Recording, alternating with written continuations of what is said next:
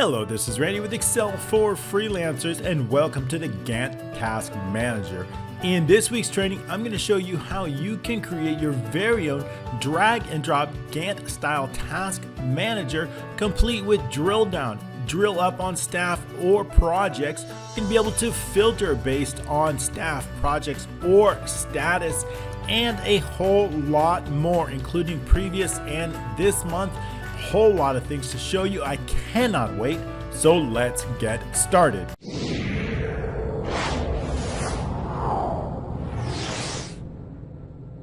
All right, thanks so much for joining me. This week I've got a really fantastic training. We're going to use this Gantt style task manager and we're going to go from the beginning. I'm going to show you how you can create your own every line of code, how we drag and drop it automatically around there, how we create tasks, how we drag them down, and how we can also increase or decrease the status just by drag and drop. It's going to increase the duration of any task, right? So we're going to show you that. I'm going to also show you how to automate this today on the current, how to add new tasks, save tasks, how to recreate this really cool drill down or drill up functionality where you can automatically display or show tasks for a specific staff or even a specific project. If you want to show or hide specific products, you can use this drill down. So we got that to show you and a whole lot more. I cannot wait. It's going to be this exclusive training. If you do like these trainings, I only ask a few things. They're free each and every Tuesday.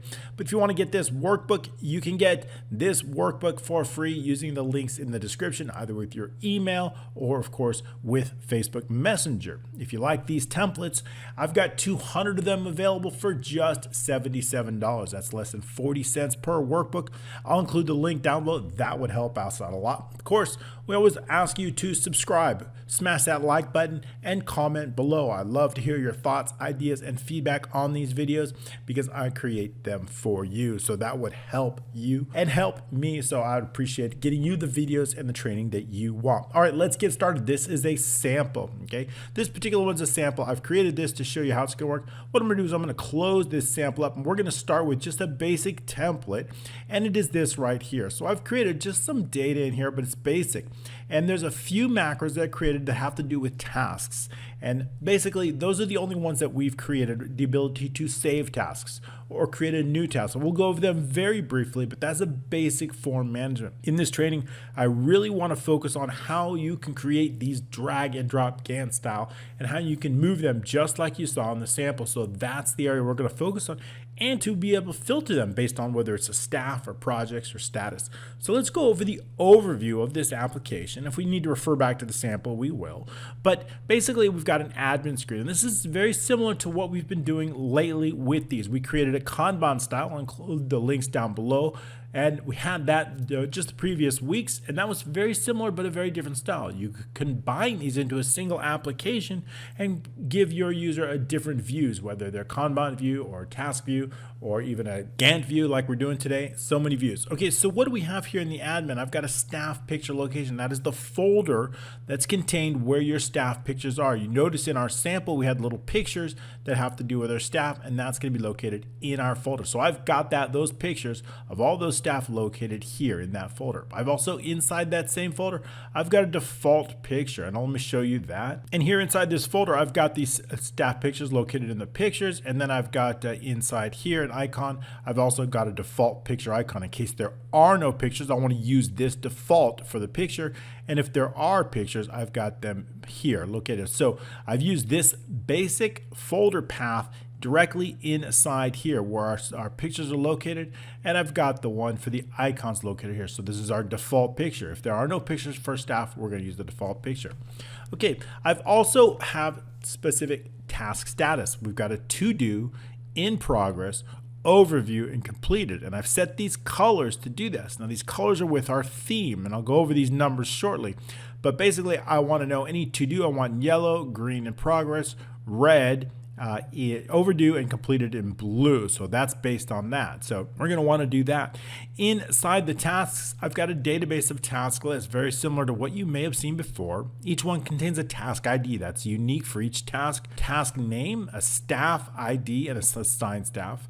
the completed, the status, one of those four statuses, the start date, when are we starting this task, when is this task due, a project ID that's been tied, a project name, a description, and a row that's associated on. This is the row 4 or 5, and that's going to be important coming a little bit later on. Also, a basic list of projects. We have a project ID, a project name, and then a status. The status we won't necessarily be using in this training, but I've left it in. So in case you want to filter out by statuses, you can do filter by open or closed projects, you can do that as well. So I've left that in the database. And then lastly, a staff database. That includes the staff ID, staff name, and email if you want to automate. And then that picture. Now keep in mind these picture names are also tied into the exact names that I've assigned to these pictures for these 5 different staff. Okay, so that's tied in directly here, and then a row that's associated for that. Okay, so that's basically it. That's all the data we have. And what I want to do is I want to basically automatically filter out those tasks, right? If I've got a set of tasks, I want to base it on a certain dates. And now let's take a look inside our setup of our screen. This is our basic screen. And what we have in here is what I want to list is all the staff, right? I want to show all the staff. All right, so basically what I've got is a list of staff here. So if we're going to end up closing this, we'll do that in a little bit later on when we get that code working. But basically we have the staff located here inside this column D6. D is our column where we're going to list the staff. So notice that the staff, we'll be able to expand or selecting on those. And so we have our list of projects. Then inside the list of projects, we have a list of tasks. So we've got that in here. And then what we'll do is we'll be able to see those tasks in here, list of staff. So that's all we have. So again, it goes to staff, projects, and tasks. So that is the line that I want. I also want to expand or collapse all the tasks as you saw in the sample using this checkbox. And I want to use the include completed. And what this is going to be is basically, do I want to show completed tasks or not? So selecting this checkbox will allow us to do that. And then also what I want to do is I want to filter. I want to either show all staff or maybe I want to show a specific staff. Show all projects or maybe a specific project. And then again, show all status or a specific status. Okay? So I've got named ranges for each one of those. The first one is based on this named range here. This named range is called status with all. This is the same named range that I've assigned to the data validation for here. And inside the projects, I've got here also, again, show all, again, and then this one would be a dynamic named range based on the number. So let's just go over that real quick because we're not going to focus too much on that. But basically here, if you would look at project names sorted with all, tabbing over, you're going to see that this is a dynamic named range using offset so that all of our projects. So I've got really 3 that we were associated with. We got project name that's going to show the projects in the original database here. I've got project names sorted that are simply sorted for project, okay, just based on the name. So this is alphabetically sorted. And then I've got sorted with all, and that's going to include this show all. Why are those 3 important? Remember, project name, just basic, project name sorted, and with all. Well, I'll show you why. Because inside our task manager, when we select a project, we have here a project, right? We're going to select it. We're going to be able to add tasks, create new tasks, and we want to assign a project to that task. Well, here I would like to have a sorted list of projects, but I want to make sure that that's sorted. So that one would be our sorted, but it wouldn't be with all. However, inside when I'm filtering, I want to be able to show all the projects. So I need a separate, I want it sorted here, but I also want to have that show all. And it's going to be exactly the same for staff. This staff has the show all, whereas this staff is also sorted. So I have the same thing on staff, same dynamic range. Staff names sorted, staff names with show all, and then there's our basic one. So just kind of understand how we're going about it. And that's the reason. And then of course our admin contains the show all. So those are the 3 filters that we're going to be running. Now it's going to be a change event. Okay, so as you noticed here, we've got some information here. Let's go over the overview on what this is. First of all, if I'm going to be creating all those shapes that you saw, those different color shapes, I need a sample to start with. And we have it right here. And this is what we call a sample task group. And basically, this is made up of just 2 shapes. If If we zoom in here, we see all we have is a rectangle with oval, right? We can control the roundness of that just by doing that. And we also have a circle here. So we've got a circle and a rectangle. The circle name is called staff picture. The rounded corner here, rectangle, is called task description, or oval task description. As a group, it's called sample task group. And that's the name. And it is that one that's always going to stay on our screen. It's always going to stay hidden, but it is that one in which the rest of them get created. So inside the code, all we're going to do is we're going to duplicate this, and then we're going to rename it. I want to rename it based on a selected, whichever task it is, based on the ID. Every single task has an ID. So if I create a task and I put that ID number, it becomes unique. That shape becomes unique. So we're going to be doing that inside the code.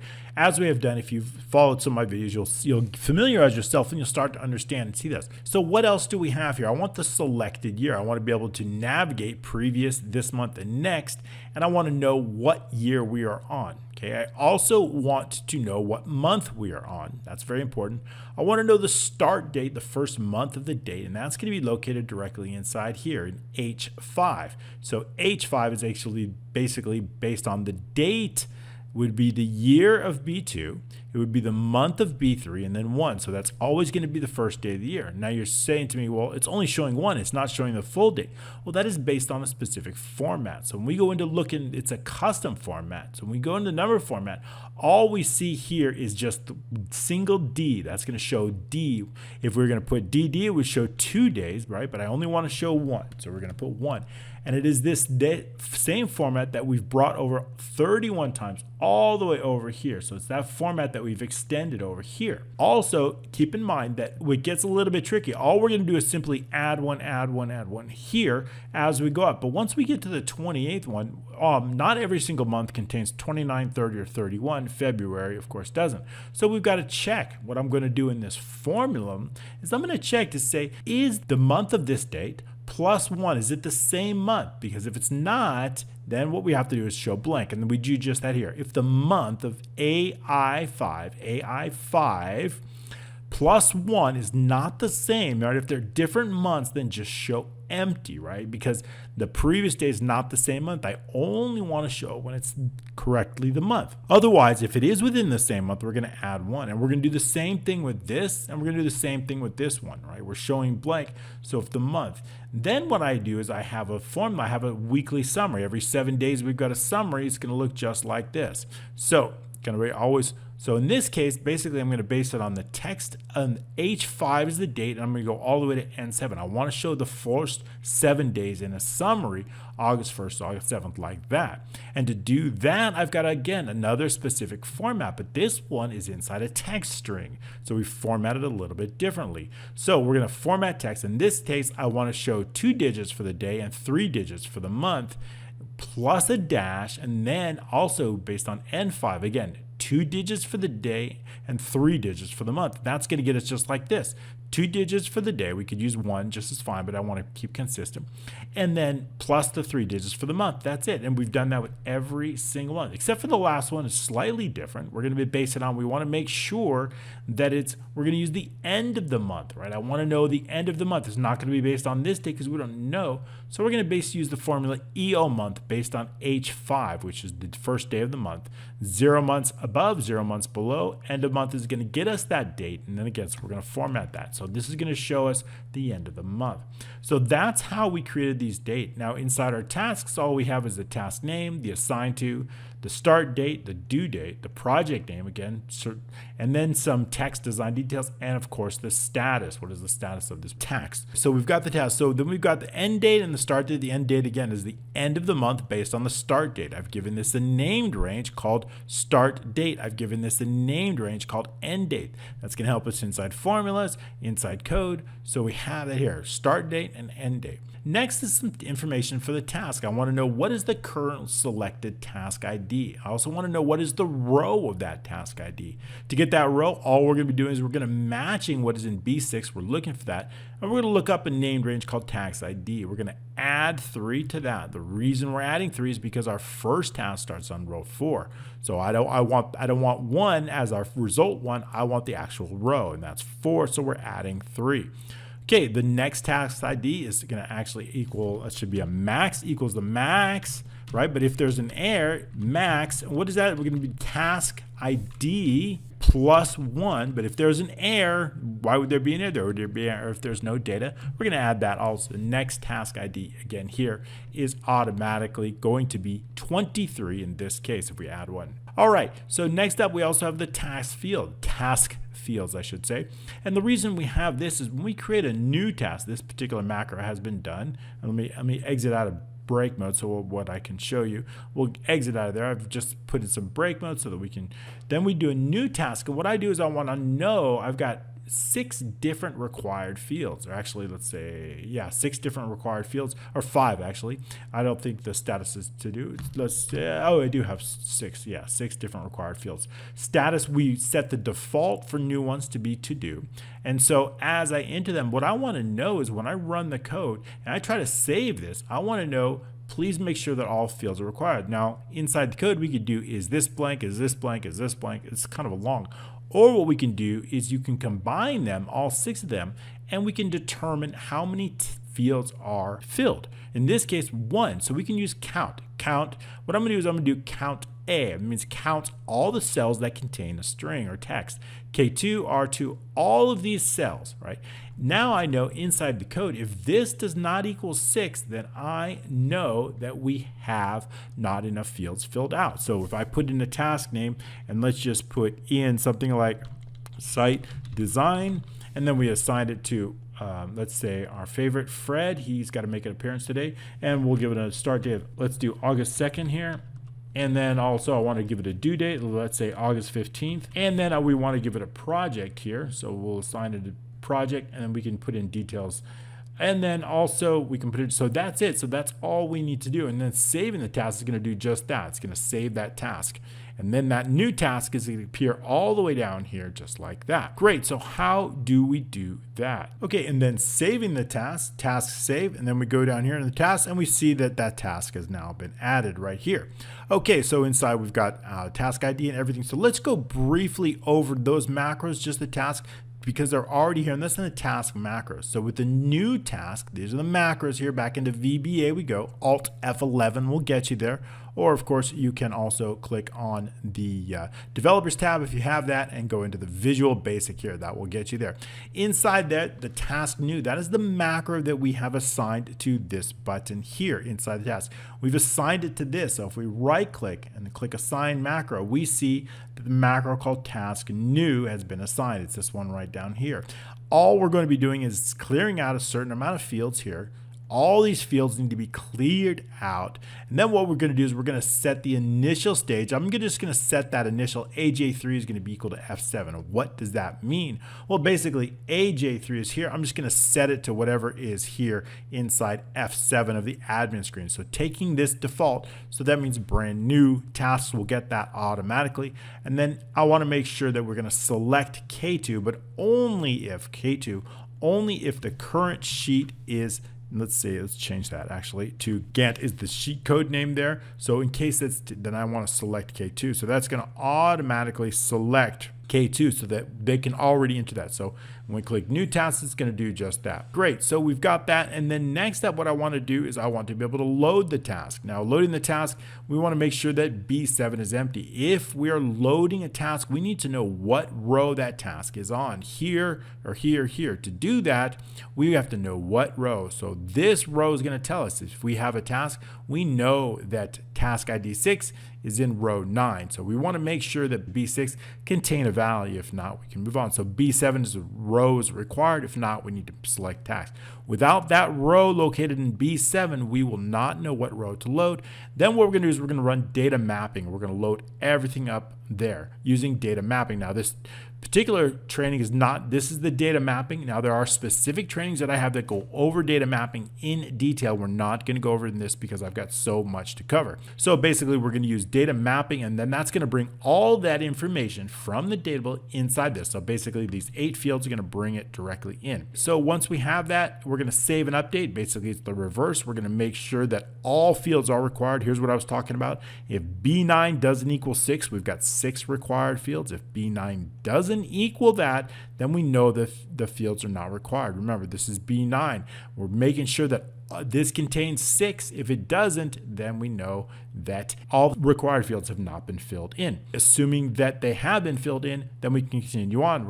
We want to differentiate. Is it a new task or is it an existing task?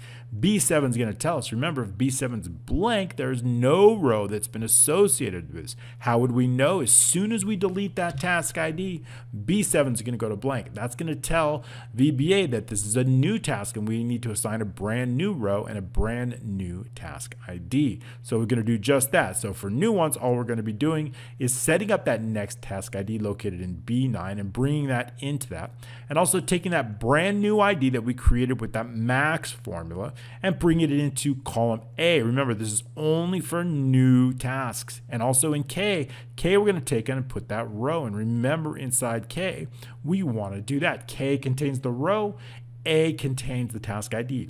Those are the only two things that we're doing for new tasks. Everything else gets done for existing or new tasks. Okay, so everything else is done.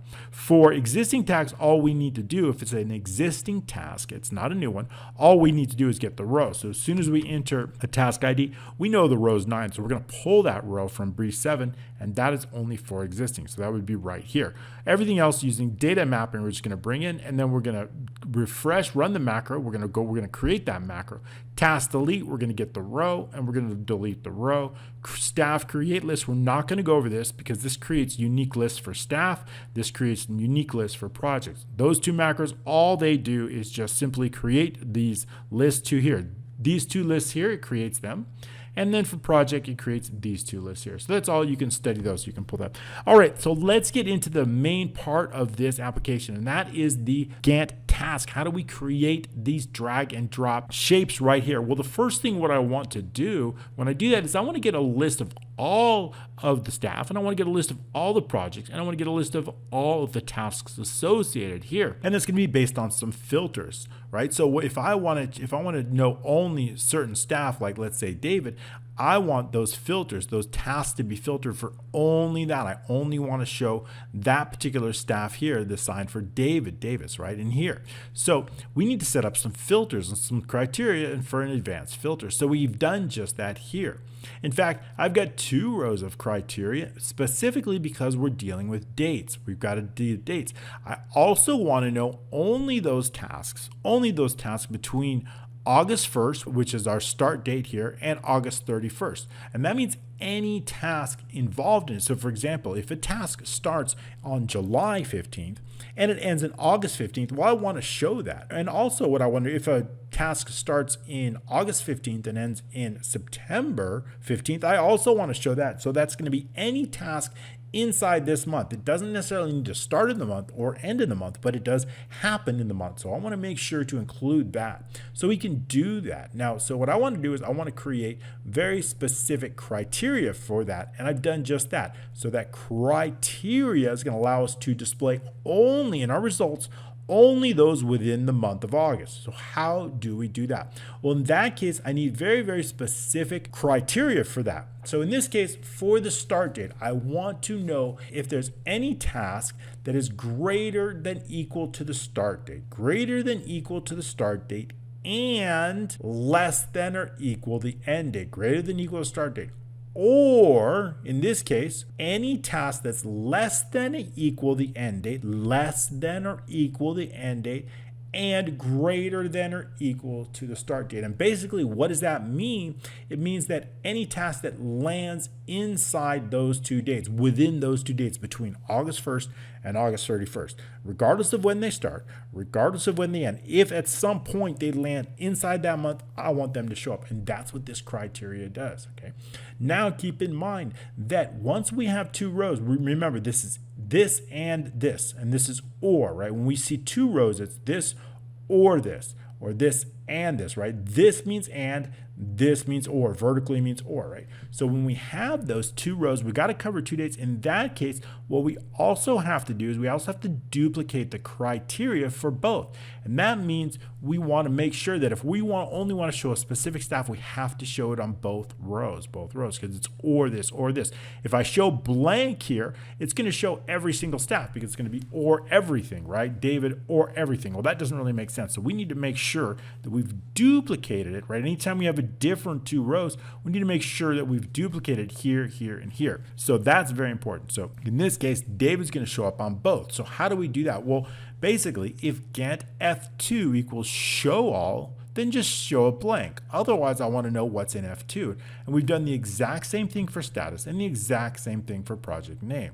So if I take in the project name and I show a specific project name, then what I want to do in tasks is going to show that project name. Again, same thing. If F3 equals show all, then show empty, meaning anything. Otherwise, show what's in F3. So that way our criteria is automatically set up. And now I've done the same thing for these two. Now take a look in here.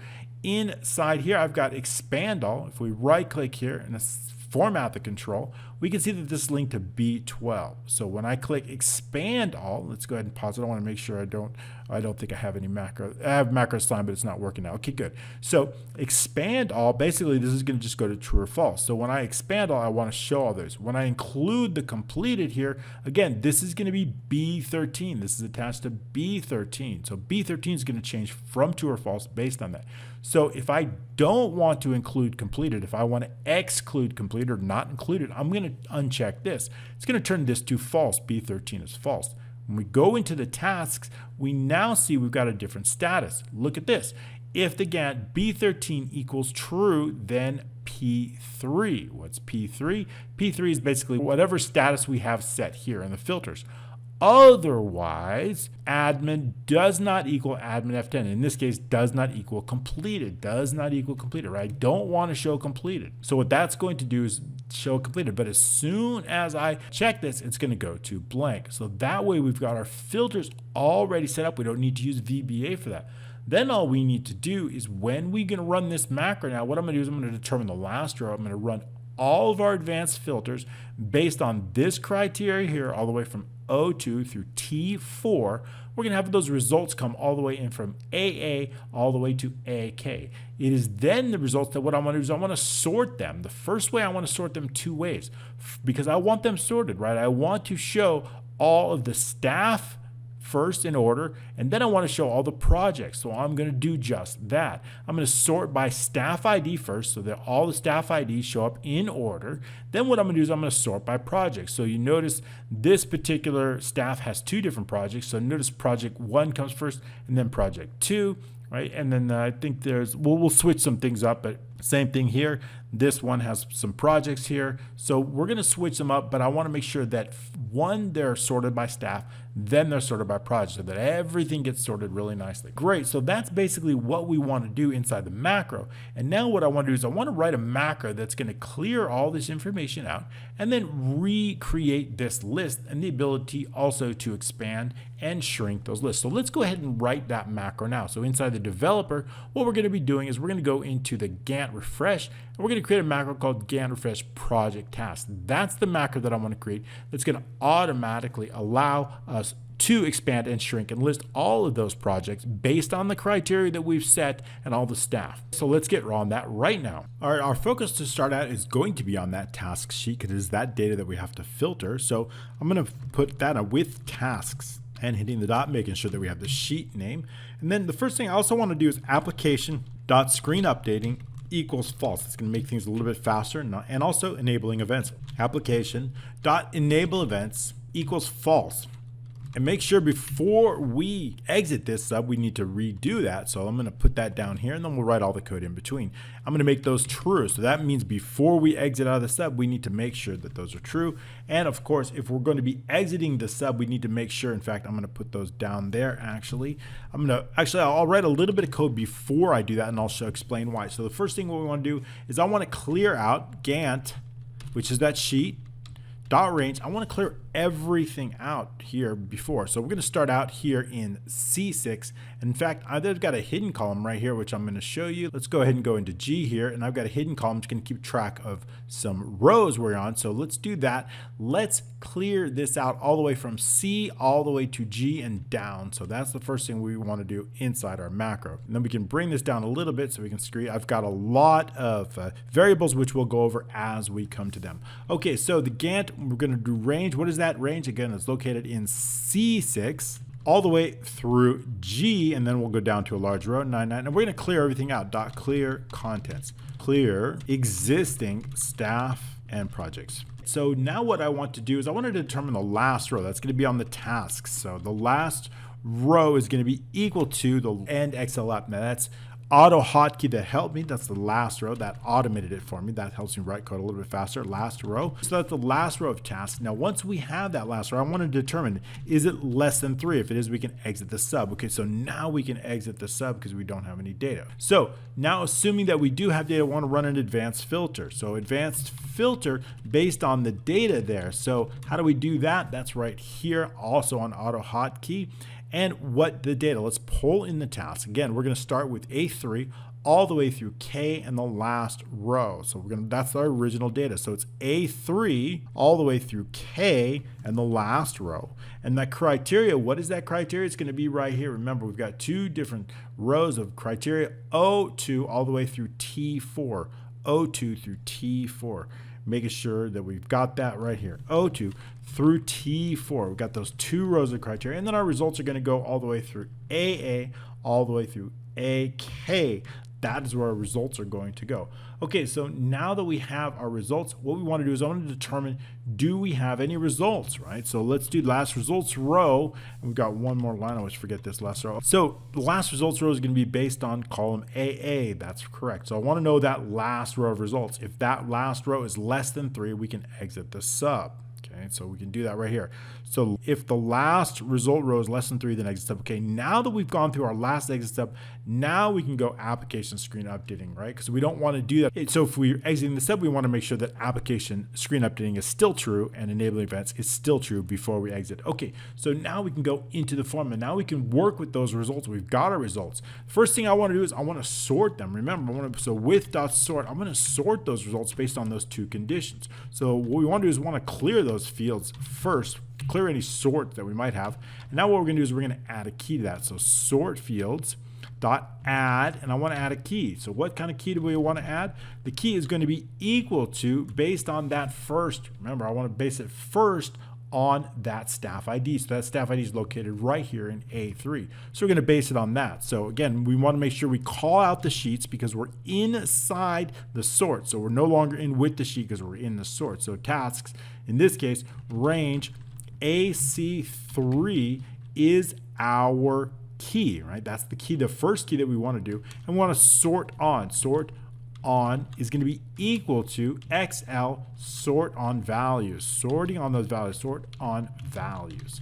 Okay, once we have that, we want to set the order. The order is going to be ascending, so the order is equal to XL ascending, right? I want them from the lowest to the highest, so ascending. And now I want a data option. Let's put in the data option is normal. So data option equals XL normal, okay? Sort normal, sort normal. Okay, so that's going to be the sort by staff ID. And what I'm going to do is I'm going to copy this. I'm going to do one more sort, and all I need to do is change that key. So I'll copy that. I'm going to paste it right down here because now what I want to do is I want to paste it on that project ID. Where's that project ID located? That is located directly inside right here. Next up is going to be located in AH3. So I'm just going to change that key range to AH3. And now we're sort by project. Sort by project ID. So now we've got those two sorts, and now all I want to do is I want to set the range. So dot set range. What is that range going to be equal to? It's going to be equal to, again, we need to call out that sheet to make sure we're calling it out a task dot range, and we're going to base it on AA3 here, AA3 all the way through AK and the last results row, and the last result row. So that's going to set, the last thing we want to do is just click apply. So we're going to apply that sort just like that. Great. This should be last row, not last result row. Okay, so let's just run this macro here and then we'll go ahead and take a look at it. All right, take a look at the data. All right, we don't have any data, so let's clear out those filters. We don't need to have those filters in. And then we'll run it again to make sure that we've got the data. And then we're going to go through making sure that it's sorted right. So now we'll take a look here. We've gotten rid of those except for the dates. That's what we want.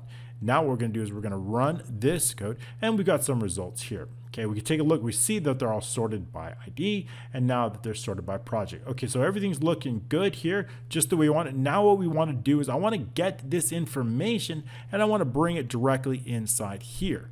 But I also want to put in some icons. Remember those expand icons? What are those? Well, if we take a look at the insert feature, I want to see some icons. I want to put some symbols in there.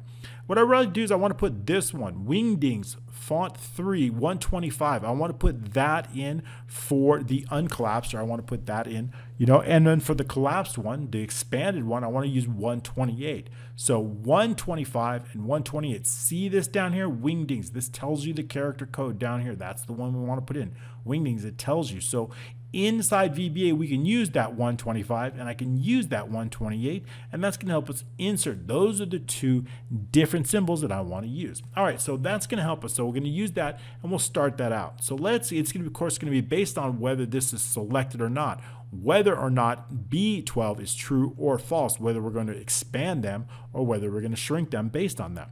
All right, so let's get back into the code, and now that everything's sorted, we can continue on.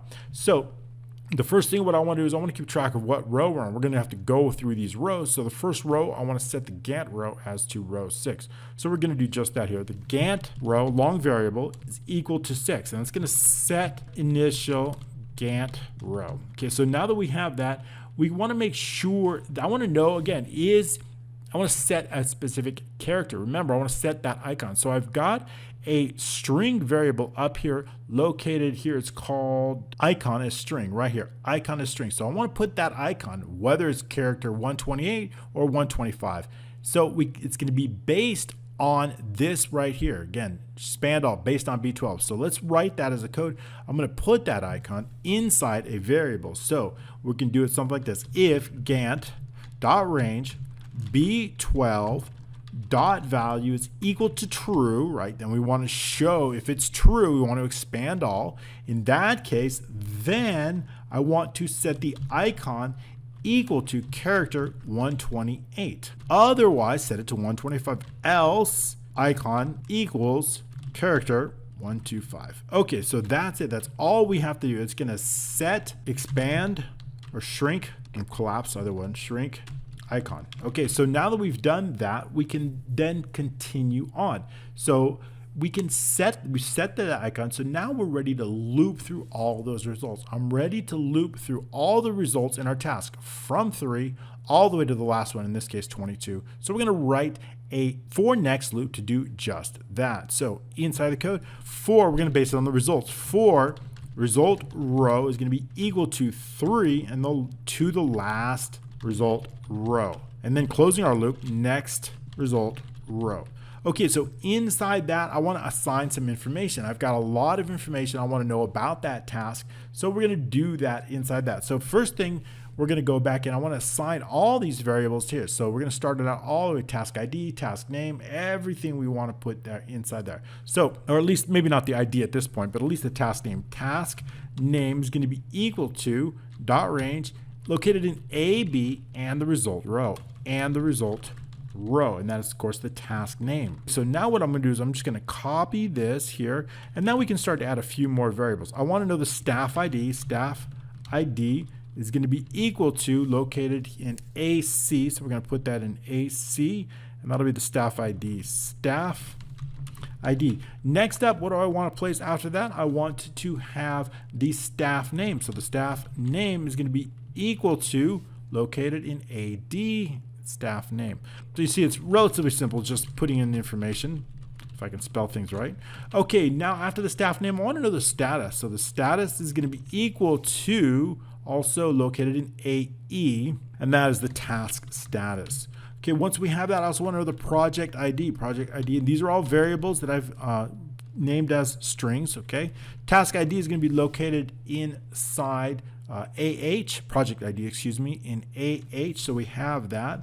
And also want to know the project name, so this is the project ID. And lastly, we want the project name. So project name is going to be located inside our AI. So that's going to be it for that, I believe. And also I want to just set the task row on that. So project name. Okay, so now also I want to know the task row. Task row is going to be equal to what's in AK, right? I want to know the row of that original task located right here.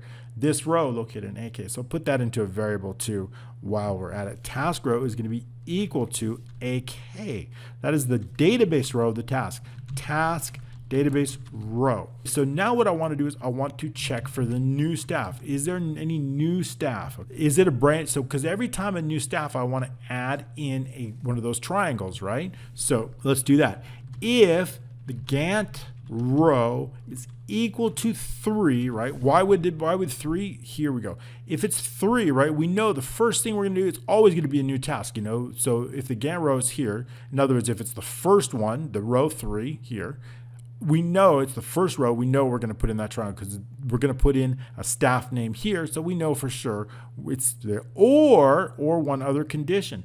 Or we want to know is if the previous one, or in this case, like let's say we're down here. We're here, we know that this is now staff ID 2. If we look one above, we see that they're not the same, right? We know it's a staff change. We've started here, this is a staff change, and we get down to here, we know if we look at AC in the row above, we know there's a difference in staff. So we can compare that and know that we have a staff change. When we have a staff change, we want to add in that little right triangle.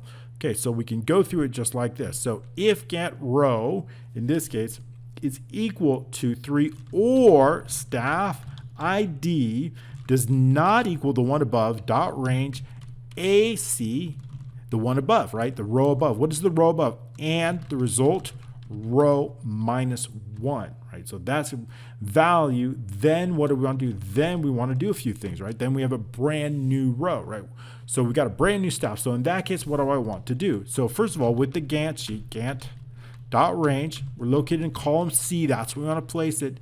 And the Gantt row, that row that we're going through, dot value is going to equal the icon. Dot value is equal to that icon, that triangle that's either right triangle or down triangle. We're going to place that right there. Set staff icon. Okay, so now what do I want to do in the next column over? I want to put in that staff name. So Gantt dot range D and the Gantt row dot value is going to equal that staff name equals the staff name. Set staff name. Good. So now that we have that, so now we've increased that staff name, and I also want to make sure that the font, notice we're going to be changing the fonts. Notice that sometimes right here is going to be the staff, and sometimes it's going to be a triangle for the project, right? So what I want to do is I want to put that icon here, I want to put the staff name, but I want to make sure that the font in this case is Calibri, right? Because if it's going to be a triangle, it's going to be Wingdings. Notice that, let's drop this down here. Notice that this here is automatically set to Wingdings 3 because this column's always going to be, but this column could change. So we want to make sure that in this case it's Calibri. So we want to enforce the font because I'm going to put the staff name right here, and I want to make sure that the font is Calibri. To do that, we can just do that with one line of code. So what I'm going to do is I'm going to copy this, and we're going to set the font for that. So we can do that with this name, dot font dot name. What is the name of that font? It's going to be Calibri equals Calibri.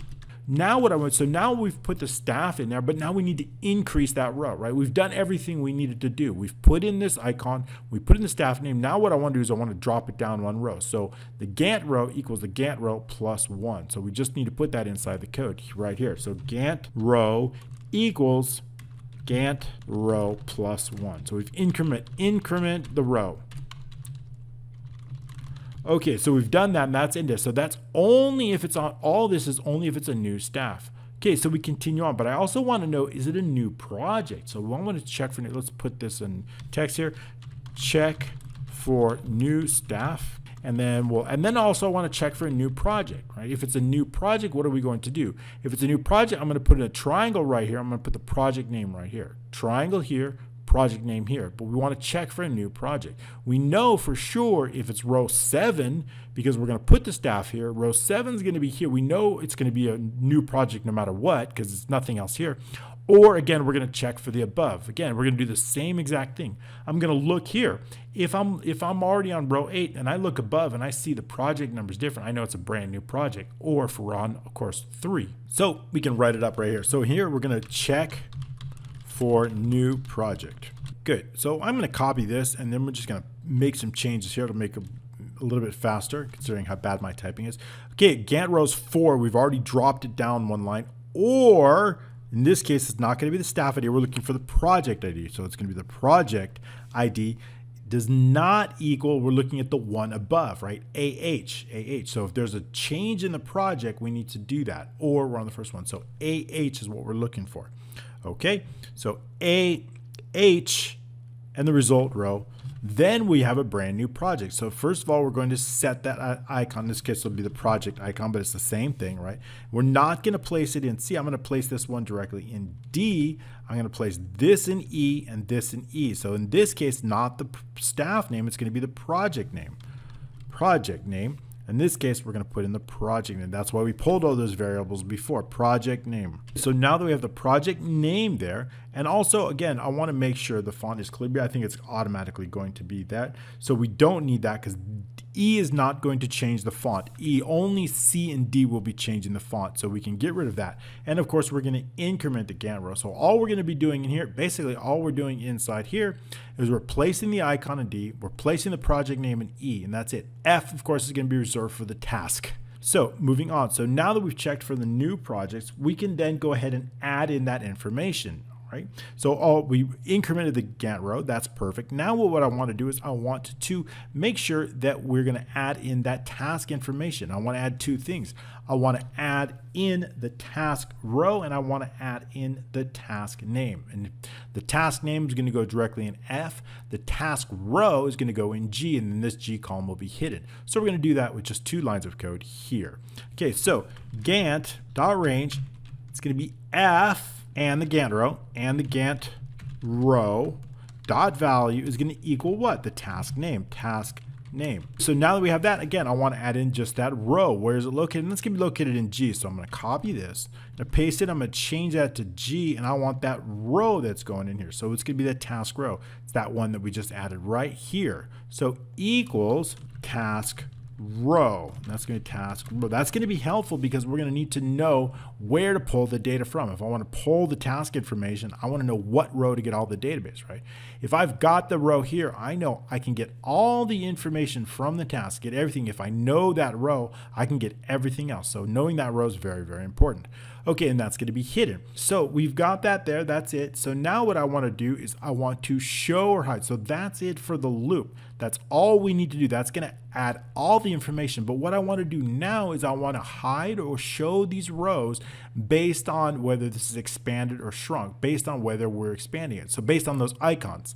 So if those icons show hidden, we're going to hide those rows. So we can do that with this. So now I'm going to put a note in show or hide rows. So we can do that very, very easily. So now we're going to focus on this. Actually, we can go, I'm going to bring this up. That's it for our task. So end width, this is based on the width of our task. So now we're going to focus on our Gantt. So here, we're going to focus on the sheet with Gantt exclusively. So again, let's do this.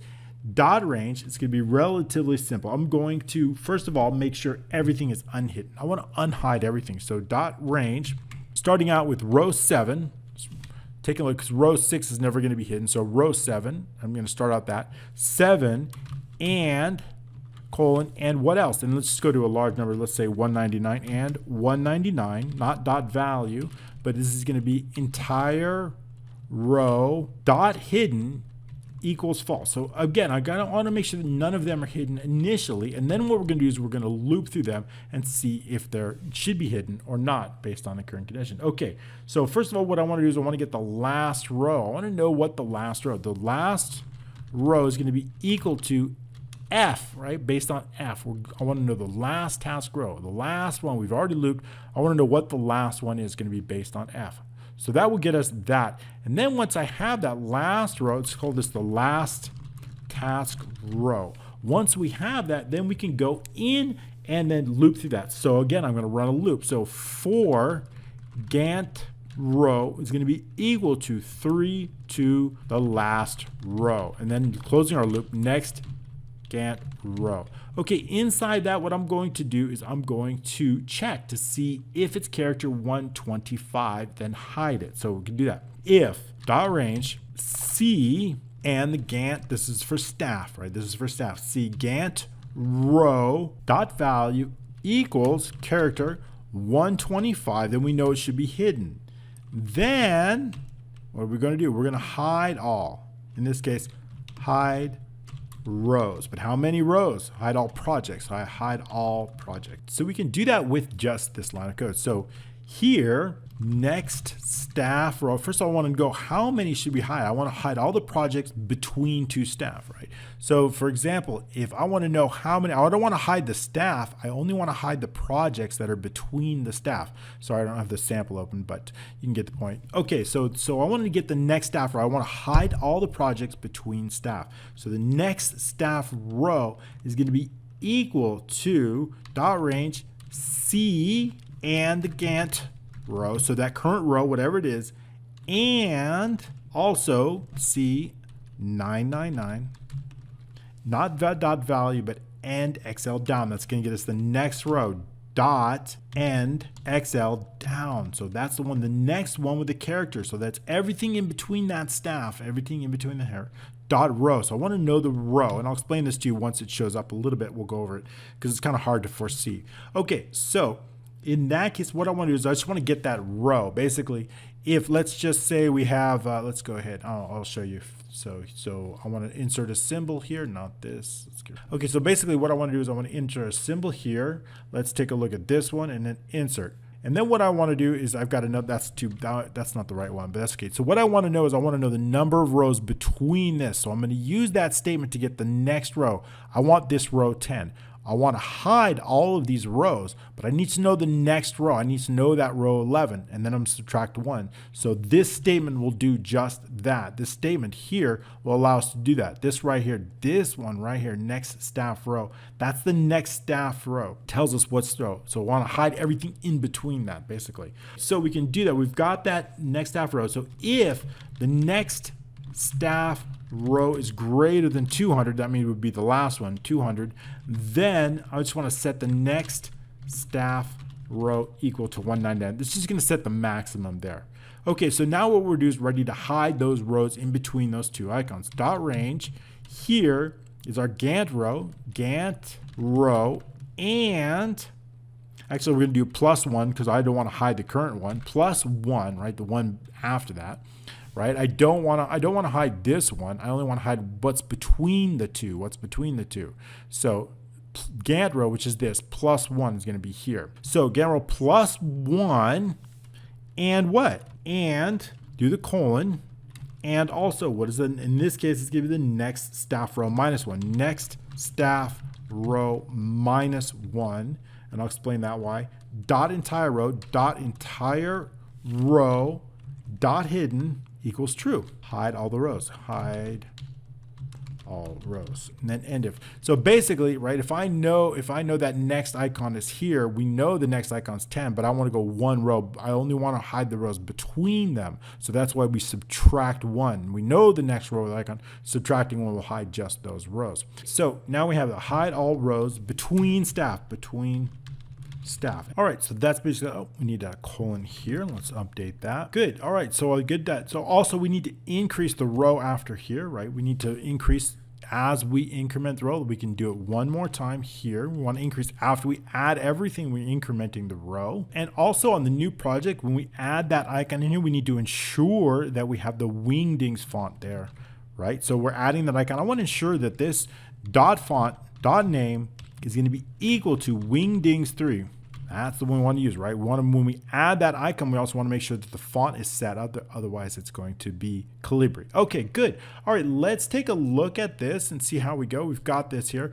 Now, if we expand all and shrink all, okay, it looks good. I really like that. I've got some conditional formatting in here that's going to help us. Okay, I like that a lot. Now, let's get these collapse and shrink to work. I want to be able to select on that and shrink it and collapse it. So let's do that right now. And since we've still got a long way to go on this, we've got to cover the macros that are going to create those tasks, drag and drop as well. I did a little bit of work on this inside the Gantt, right? The sheet here, just on this selection change. That's the only thing I did for you. I want to just go over it with you now so you can see. So now you take a look, it is now functioning, right? So we did that. So how does that work? Let me go over line by line with you. First, it's based on a selection change. And at the selection change event, and of course, if count large, if there's a user makes a selection of a lot of cells, we want to exit out of this sub. We're only focused on if there's a selection change of a single cell. So we don't need that, and it could create errors. So this is always a good way to avoid those bugs. Okay, so if the user makes a selection change anywhere from C6 to D99, that's when we want something to happen. We also want to make sure that the target value has a value. If there's nothing, if they select, there's nothing there, we don't want anything to happen. We only want something to happen when they make a selection on something. Okay, so the first thing we want to do is determine to make sure that there is a value in the current cell. So we can do that with target value does not equal empty. Okay, then we want to do something. First of all, I want to know the last row. Now it's very important based on what they select. What is that last row? I want to know if they've selected on Fred. I need to know that we're going to be hiding this many cells right here, all the way from 8 to 12. But if they've selected on the specific staff, I need to go to the next staff. In this case, so I need to know that next cell with the value that all the way down. So we're going to need to know that. So we have to use that. So we can do that here. So first of all, the last row is going to be equal to the range cells, the target row plus 1. That means target row plus 1 is going to be this one. If they've selected C6, that target row plus 1 is going to be C7. And then if the target column, I want to know the target column. So that is the first part of the range. So that part of the range. The next cell is all the way down in the target column, all the way 999 using a large row. What I want to do is I want to get the next available and XL down, right? The next cell, next row in which a cell contains a value. So in this case, it would be 13, okay? If they select here, it's going to be 13. So I need to know, and if I know it's 13, that what I want to do is I want to hide everything between 8 and 12, right? 8 and 12 if they've selected on E7. So that's what we have to do here. So if they select that, so then if the last row is greater than 199, why would it be greater than 199? Well, if they've selected here, notice we've got to hide something, right? So there we're going to go up to 199. So that's all we're going to be doing if it's the last, because I don't want to hide them all. Okay, so if the last one is greater than 199, then just make it 199. Okay, if the target value equals character 125, then we need to show, otherwise hide it, okay, character. So in this case, we're going to show. So the range is going to be the target row plus 1. Remember, we don't want to include that row that we've selected, the one below it. And the last row minus 1. Remember, the last row is going to be this one, but minus 1. So that way, target row plus 1, we can hide all those. And we take those rows and we just hide them. So if it's equal to, again, 125, we hide it. Then all we need to do is just change that character to the 128. So that's all we need to do inside here. So once we hide those rows using the target row range plus 1 plus the last row minus 1, entire row hidden equals false, then we just change that character to the 128. Else, what we want to do is we want to hide them. In that case, we're going to do the same thing, hidden row, except this time it's going to be equal to true. Show those rows. Show rows. In this case, we are hiding rows. All right, so it's only a little bit of code. You see that. It's not a lot of code. Hide rows. Relatively easy. And we can do that for 2 different columns, both C and D, both for staff and for projects. And then, of course, the last thing we're going to do for hiding it, we want to show the other icon, which is the icon 128. Then what I want to do is I'm going to run the macro that's going to refresh. We have not created that macro, and then I want to just select something else. So that's all we have to do. Selecting something else allows us to select the same cell over again, just like that. Okay, fantastic. I've shown you how to expand it here. I've shown you how to create these. And if I run the macro, that's same macro that we just created on expand and shrink based on that value that's located in B12 here. It's going to expand and shrink them all. It is the macro that we just created that I've assigned refresh project task. That macro that we just created, that's the one. That's all we have to do to show and spring all of them. Okay, fantastic. I'm glad we got to cover that. Let's go over, let's now create, now that we have the list of tasks, projects, and staff that we want to show, all I need to do is duplicate this one and create different tasks based on if something is displayed or hidden here. So I'm just going to need to run a loop. If the row is displayed, I need to know to show it. If it's hidden, we don't need to show that specific task. So we're going to create a macro to do just that. And that is going to be called the Gantt refresh. That is the macro that we're going to write right now inside the Gantt refresh. So it is this macro right here that we're going to write. We're done with this. Everything is, let's clean this up a little bit, remove the extra spacing that we don't need, and then we're ready to write the Gantt refresh. Okay, we're good to go. Everything's working on that. And now we're ready to write this macro here.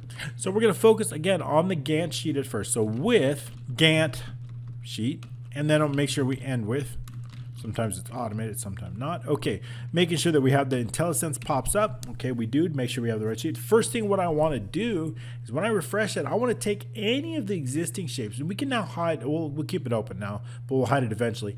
This, remember, this is the row. So any specific task shapes that are in here, I want to hide first.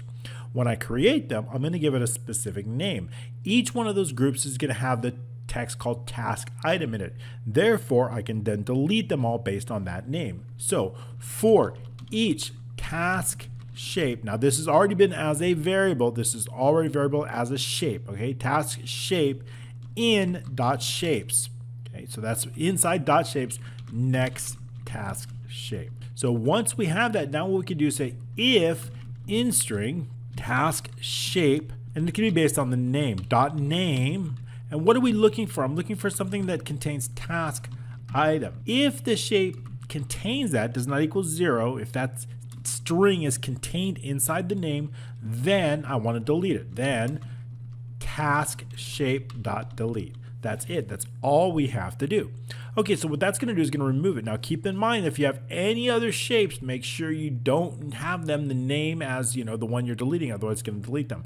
So make sure that the names that you assign these items are distinct, right, and not like anything else.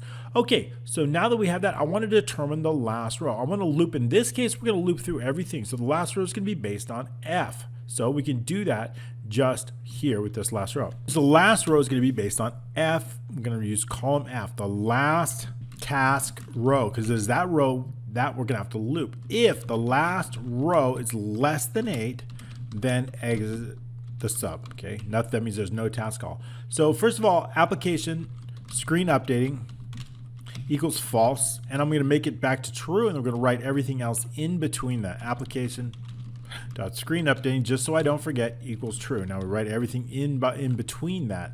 Okay, so now what do we want to do? Well, the first thing what I want to do is I want to get a bunch of variables. So the first one is going to be the picture folder. That picture folder is where all of our pictures are located, and it's located on the admin screen. So it's going to be equal to admin.range. It's located in cell D3 in our admin.value. So that is this picture folder. Set the picture folder. I also want to know the month start. Now the month start, the month end, those are all days that we've defined. Let's just take a quick month start as a date, month end as a date, task start as a date, and task due as a date. Those are all dates, okay? So we're going to need those inside there.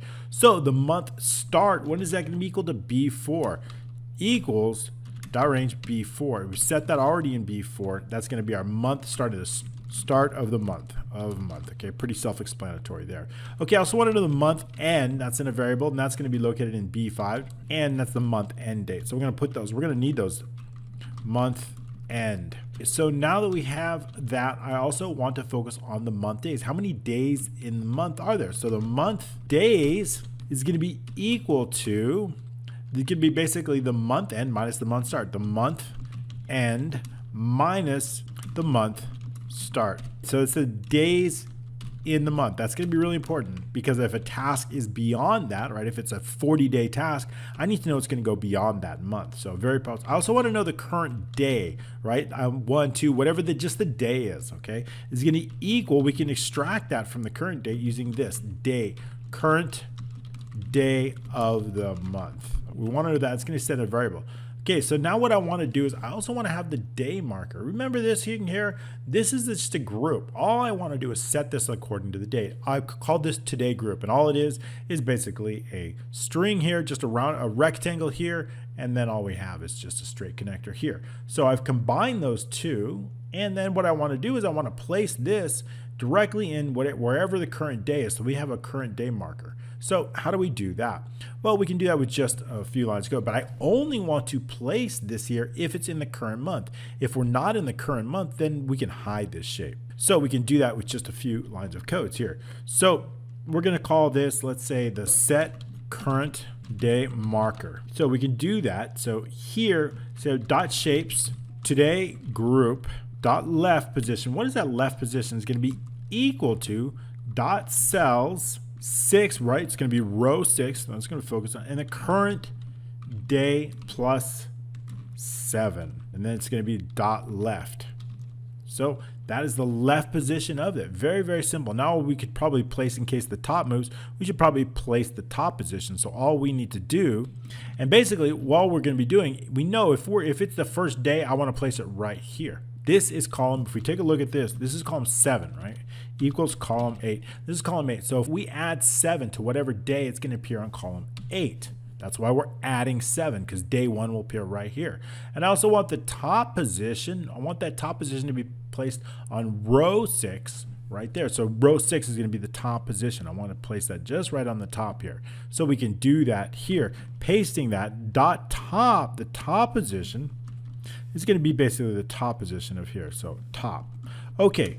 So now we split it, but what if it's not the current month? I just want to hide it. Basically, I want to hide it if it's not the current month. So how do we know that? If the month of the date does not equal dot range B3. B3, remember, B3 dot value. What is B3? B3 is our current month. We keep track of that here. So all I want to know is if the current month, if it's not 8, then of course we are going to hide that shape. So does not equal, then what do we want to do? Dot shapes. And then that shape is, of course, the today group. And we're just going to hide it because I only want to display it on that current month. Dot visible equals MSO false. Otherwise, it's true. Otherwise, we're showing it. So then dot shapes today group visible equals false. Else show it equals MSO true equals MSO true. So we're going to show or hide that group based on if it's the current month. That's all we need to do with that. Now we're ready to run our loop. I'm going to start it. Our first possible task would be located here in row 8. So I'm going to go all the way from 8 all the way down to the last row. We've already defined that last row, in this case 39. So we're going to run a loop. What I'm looking for is I want to make sure that G contains a value, and I also want to make sure that the row is not currently hidden. If those are correct, then in that case, I want to create a task for that and display that task here in the chart. Okay, so we're going to get some variables to do just that, but we need to create a loop first. So for Gantt row equals, again, we're starting right here on the first possible. In this case, it's 8. Okay, so 8 is our first possible row, equals 8 to the last row. Next Gantt row. Okay, so now that we have the loop, now what we want to do is we want to add some information. I want to extract some information to make sure that we actually have a task. So we're going to run an if statement. So if dot range, we want to make sure G contains a value, DG, and Gantt row dot value does not equal empty. Right? We need to make sure that there's a task row there. And one other condition, we want to make sure that that specific row is not hidden. Dot range, G and the Gantt row dot entire row dot hidden equals false, right? We want to make sure it's visible. Then we can do that. Then we have our, don't forget our then we can check, then we know to place that icon, right? It's not hidden. So now what we can do is we can actually go ahead and create that task item and place it directly where it belongs. But to do that, we need to get a lot of information. So the first thing what I want to do is I want to get that task row. I want to know what row it's on. once I know the row, I can then take that and then pull all that task information from it once I know the row. So the first thing we want to do is get that row, and we're going to call that the task row. So the first thing, task row is going to be equal to dot range G and the G, right, of course, and the Gantt row. Okay, so now that is our task database row. Task database row. Once we have that, we can pull all the information from that inside that. So the first thing I want to do is pull that task ID. It's going to be equal to, in this case, I'm going to call out the sheet, tasks, dot range, that task located in column A. That's our task ID. And in this case, the task row dot value. It's called our task ID. So now we have that. What I'm going to do is I'm just going to copy and paste this and then start adding some more variables. So we've got the task ID. I also want to know the task name. Task name is going to be equal located, and that's in column B, task name. So once we have our task name, I also want the staff ID. Staff ID is going to be equal to, where is that located? Let's pull it up since we're pulling it all. That staff ID is located in C, and the staff name is located in D. So C is located where that staff row is, and that's the staff ID. So we can pull that into a variable, staff ID. And I also want to know the status. Status is going to be equal to what? That status is located. Let's bring this down here a little bit so we can see everything. Status is located in E, so we can paste that in here. That status is important because it's going to tell us what color to change it based on that status. So that is the task status. Task status. Once we have the status, then I want to know when it's going to be starting. The task start is going to be equal to, of course, that's going to be in column F. So we don't need the extra equals there. F, and that is the start date of that task. Task start date. Now I also, of course, wanted the due date. Task due date, that's going to be in G. So we can put that in here in G. That is our due date. We're going to need that because we need to know when it ends. Due date. All right, so task due date, task. I also want to know the number of days. How many days is that task? So task days is going to be equal to, simple, task due minus the task start. Task start. Number of days, number of task days. So once we have the task days, I also want to locate the staff. Now I know the staff. I want to make sure that I get the information. I want to pull the picture from the staff. That picture is located right here in column D, but I need to know what row the staff is located on. So what I want to do is I want to find the staff, locate them, and I want to get that picture. So staff list located in column D. So let's do that right now. Let's put it down there. Now as some ranges, I've got them all the way up here. Going to found the staff as range and found task as range. So we're going to use the found staff right now, and I'm going to use that because I want to look for that staff. It's going to be based on that staff ID. So how do we do that? Set the found staff is going to be equal to, and it's based on the staff, right? So we're basing it on the staff dot range. We already have a named range set up called staff ID. That's the name range. We're going to find that. Well, and now what do I want to find? I want to find that staff ID. And I want to look in Excel values and Excel whole. So now we want to make sure that it's been found just to double check. So we need to run an if-then statement to check. So we can do that with this.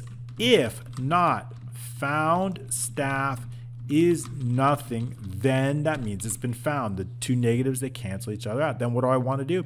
I want to pull that staff ID and the staff picture. I want to get all that information, but really just the staff picture in this case. So the staff picture is equal to what? The staff picture is going to be equal to staff dot range D and the found staff dot row dot value. That is the staff picture. That's the file. Just the picture name, right? It's not the entire folder, but we have to build that out now. So how are we going to do that? Well, the first thing what I want to do is I want to make sure that we have that picture. So the picture file is going to be equal to, that's also a string variable, the picture folder. We've already defined the picture folder up here, hopefully right here. Picture folder, and we need to add the backslash on there. Backslash there. Once we have that, and the picture file name. So and the picture file name, picture file. Okay, we've already staff picture here. Okay, so once we have that, we just need to check. So the picture file build staff picture file path, and there. Now I just need to check to make sure it's accurate. If the directory, and this was the path name, picture file file.vb directory. I want to check to see if it's accurate to make sure. In this case, equals empty, then it's not accurate. Then we need to reset it. Then the picture file, I need to set the default picture equals, where's that default located? It's located in admin D4, admin.range D4. That's where it's located. Let's up this up, bring this up a little bit. D4, scrolling up. So D4 is where that default picture is located. Then the picture file equals default. Then I want to check it one more time, right? I'm going to do this. I'm going to check it one more time. In this case, then let's do this, and then end if on this. So then what I want to do is I want to check it one more time. So I'm going to copy that right here, paste that in here. So that means the default, we're now setting it to the default picture. Is the default picture valid? Then if it's not, then the picture file equals empty, right? In case that even the default picture, set the default picture, set default picture on, this is on incorrect staff picture. We're going to set the default picture.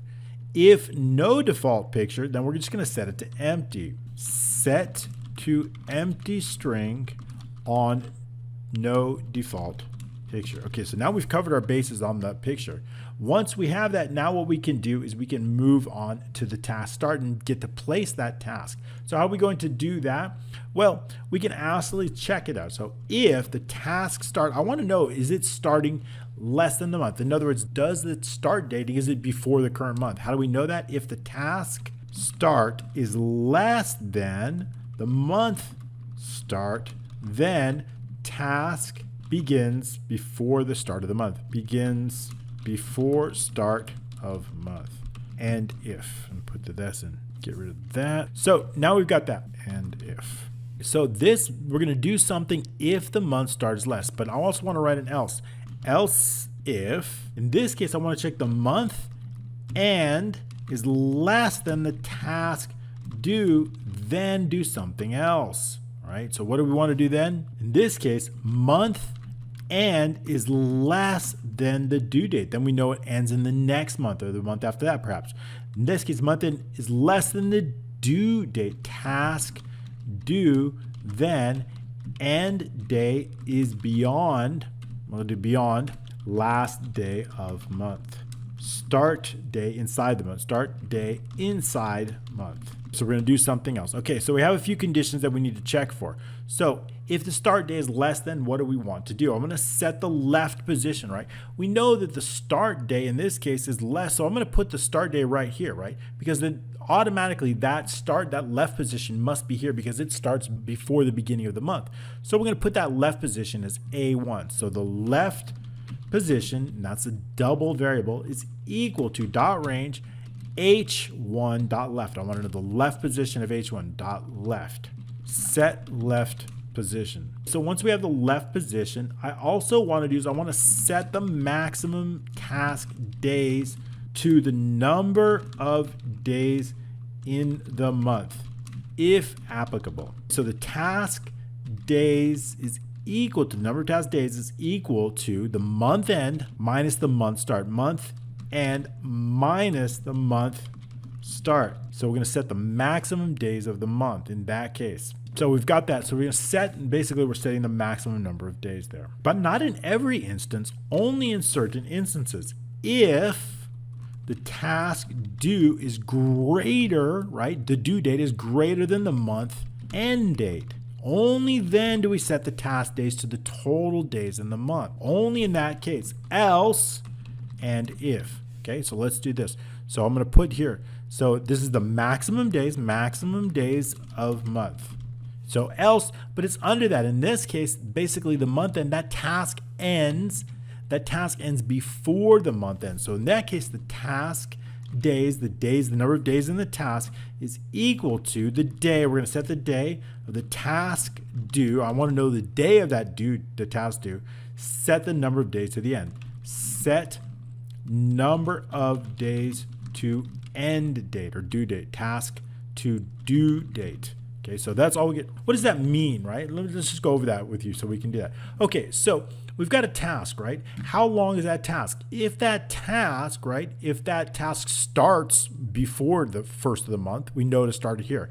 And if it ends, the due date is beyond that, that means I need to set the task days to all the days of the month, right? But what if that due date ends on the 24th? Then I need to set the days of basically to 24. It's going to be basically all of the days of, let's say the due date is the 24th. All we need to do is need to set the number of days. All I want to do is extract that number 24 because I need to know the last day. So that's all we did right here. We extracted that number 24, set the number of days. So that's else. So in this case, else task is due within the month. Okay, within the month. Okay. This is beyond the month, okay? So that's how we differentiate between this. So that's a small one that we set up. So now what I want to do is I want to set the width of the task. I need to know how big it should be, right? How big is it? So the task width is going to be equal to the range. This first part of the range is going to be based on the cells. What is that? The task row. It's always going to be, and then in this case, 8, right? We know we're starting in 8 because this particular start of the month is less than the start. So we know we're always going to start, the first part of this is always going to start in column 8. Okay, so what's the second part? The second part, that's the beginning part of the width. So what is the last part? It's going to be based on the number of days, isn't it? So we're going to do that with this. So the second part is going to be dot cells, and then also based on the task row, because I want to base it on the width of the columns.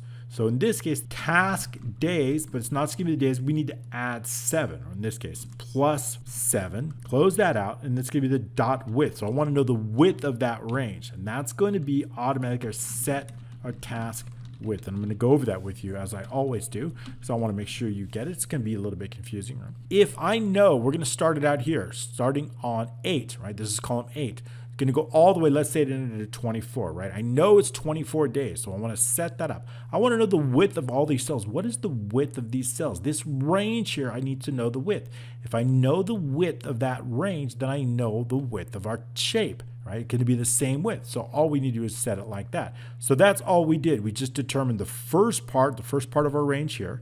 The second part of our range, the task number of days plus 7. We have to do it plus 7 because if it's one day, remember, if it's one day, if it's just one day task, we need to set it right here. Going to be just that one, starting in 7 and adding 1 to column 8.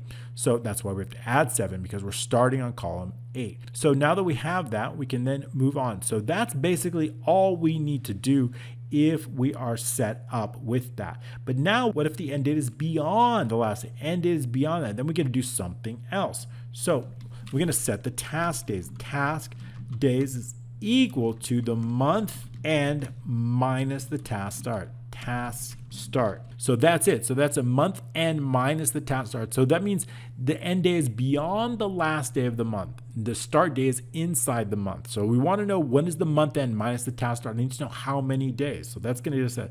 And I also want to know the left position is going to be equal to dot cells. Here we go with the cells again. We'll start out with range.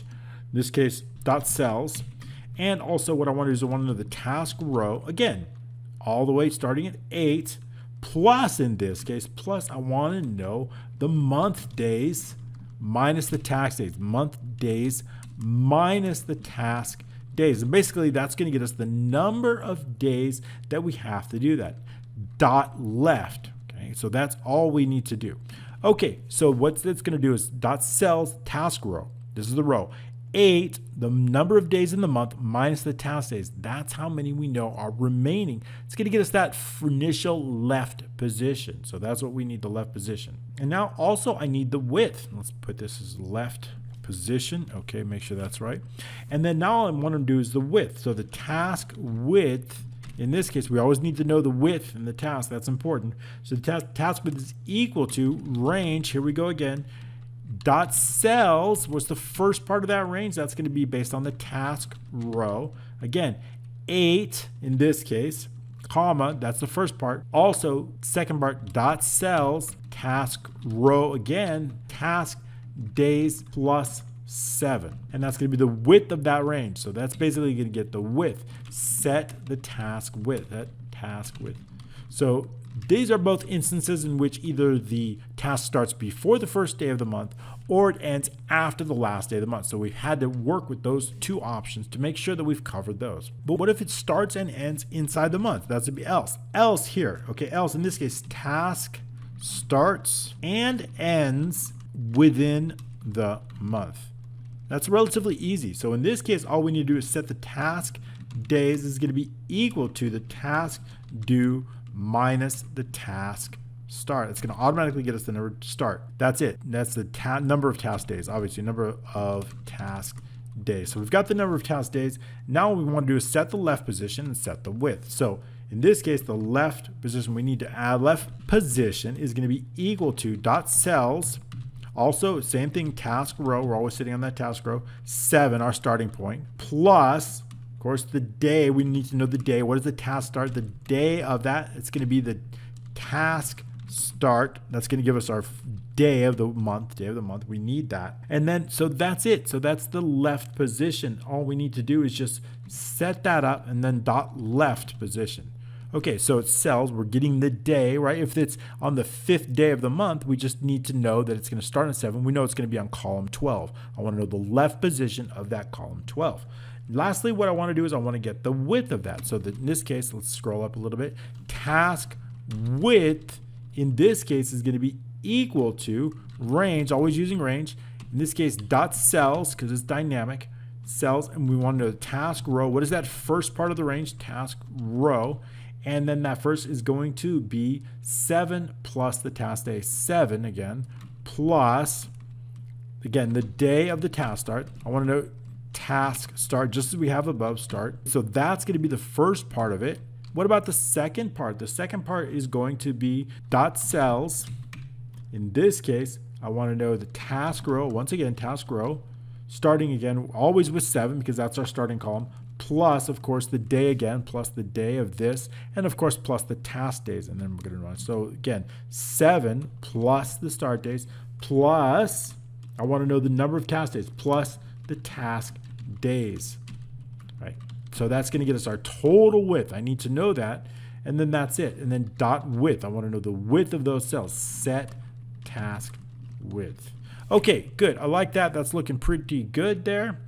And then we can add a little more information. So now what do we want to know? Okay, we can get rid of this one end if we don't need that extra. So now what do we have? Now we want to set the top position. The top position is relatively easy, so we can set that up. The top position is going to be equal to dot range. A, we can use any row for that. A and what? And the Gantt row. Okay, that's fine. Dot top. It's going to set the top position of it. Dot top. Get top position. We could just use task row.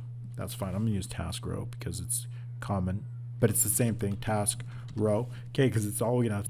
All right, just want to make a quick fix here. This should be Gantt row, right? The task row is based on the database here. There's our task rows. Our Gantt rows as we loop through these. I want to update that to Gantt row. I'm just going to use find and replace to make that update here because it missed that up. So basically what I want to do is wherever we've used task row, up here is correct because I want to use those. I want to pull those database in here. But as we add them in here, we want to make sure that we do. So we're starting out the first time right here. I'm going to find, I'm going to look for that task row, and I'm going to replace that with the Gantt row, G-A-N-T-T row. Okay, and replace all within the selected task. Okay, good, because that row, it is that row that we're moving down. Gantt row, Gantt row, Gantt row, task row is here. Okay, just want to make sure. Sorry if I confused you with that. Moving on, now what I want to do is I want to get the top position of it. So what is that top position? That top position is going to be equal to dot range A and the Gantt row dot top. Okay, so that's the top position of it. So we want to know the top position of it. Get top position. So once we have that top position, what I want to do is I'm ready to start creating our shapes now. So first thing I want to do is I want to take this group and I want to duplicate it. Sample task group, duplicating it, and then what we can do is give it a unique name. So we're going to do that inside the code right now. So Gantt.shapes, this is called the sample task group dot duplicate. I want to duplicate that and I want to give it a unique name. And what name do I want to give it to? Equals. I want to make sure it contains task item and also something unique called the task ID. That'll make sure it's unique. Task item with task ID. Okay, we can get rid of that end with, it just got automated.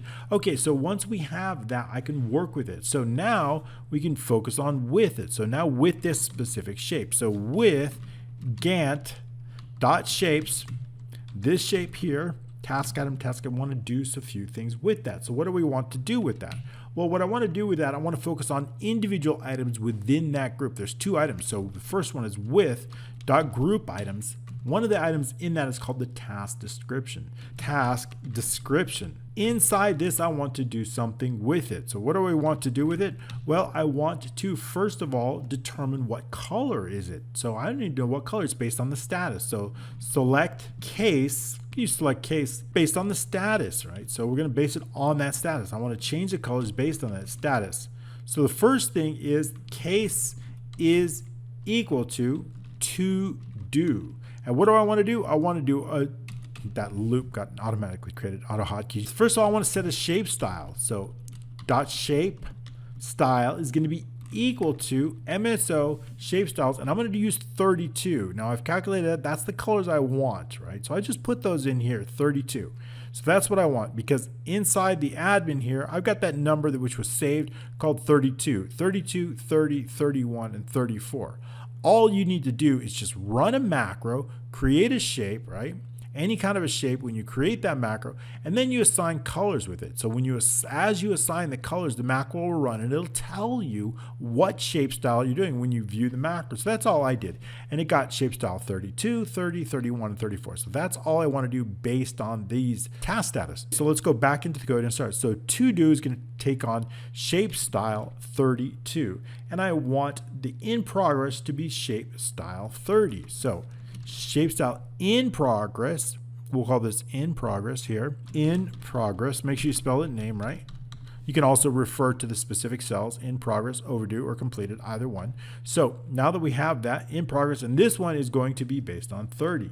Next is going to be 31. So 31 is going to be used for our overdue, because that's the red one. So we're going to change this to overdue. And lastly, I want is the completed, and that's going to be color 34. So I'm going to change this to 34, and I'm going to change this to completed. So now that we have that as completed, now we have everything, we end select. So that's it. So that's all we have, and we've put that in. So now we set the shape style, the description. But now what I want to do is I want to add the text to that. So dot text, text frame 2, dot text range, dot text. And what is that text going to be? What I want to do is I want to put that task name right in there, equals task name. Set task name in the text. Okay, so I also want to give it a specific name. Dot name, I want to name that shape now. I want to rename that shape. It's going to be equal to the task description, which it already is. And then I want to add something onto that. I want to add the task ID onto that. Great, that's all I want to do with the group items task description. So this task description, all we did, we changed the color, we added a name, and then we added some text. So now what I want to do is I want to focus on another group item with the picture. So with dot group items, staff picture, group items, staff picture, staff picture. This one, I want to do 2 things. I want to give it a fill, dot fill, but I only want to give it a fill if the picture file is not empty. So if picture file does not equal empty, remember it could be empty if there's no, then does not equal empty, then what do I want to do? Dot fill, in this case dot user picture, what is it going to equal? The picture file. So that's going to add staff picture, add staff picture inside that little circle. Now once we have that, I want to set the name of it. I want to set the name is going to be equal to the staff picture and also the task ID. That's very, very important because we're going to need that on selection, and the task ID. Set shape name. Okay. And also what I want to do is I want to reset the width. I want to double check the width of that just to make sure it's a perfect circle is going to be equal to the dot height, ensuring that the height and the width are always the same. Reset picture width. Good. So now we've got that. That's end of the picture here. And then, of course, that is end with the group shapes here. So we're done with the group shapes. We're done with that. Very good. I like that so far. And then we have our end if. This is going to be based on that. Then we have our next row, next Gantt row, right? We're going to go. So this is basically this end if, this if that we started right here to make sure that we're looping through. Remember, we're looping through the columns and we're making sure that there's a value here and then it's not hidden. All right, now we're ready to run our code, saving our work first, and we'll fix any errors that may come up, some variables or something. Okay, that's going to be a double T and going and checking here. And then this one's going to be picture. Forgot the C there. All right, very good. All right, so above here, what we want to do is above the group, I want to do set the left position of that group. So we can now set it dot left is going to be equal to the left position, equals the left position. That's going to set that group. This is for the entire group, right? And now also what I want to do is I want to set the top position. The top position is going to be equal to, again, that variable top position, set top position, and also set the left position, set left position. And now also I want to set the width. So dot width is going to be equal to the task width, task width. Very good. Now we can set, so basically what I want to do is I want to set this first, then the group, then I want to reset, because when I set this width, this picture might change dimensions, so it's better to set it after. So that's why I've set it here. Okay, let's save our work and run our code here and take a look and see how we are. All right, let's just take a quick look. This, we need to update that. That shouldn't be showing. In other words, we don't want these to show when it's hidden, right? Those will only show. I just need to make a quick fix. I saw my issue there. This should be entire row, not column, right? We're focused on row. I want to know if that row is hidden, right? Okay, entire row here. So now when I hide it, it should not show up, right?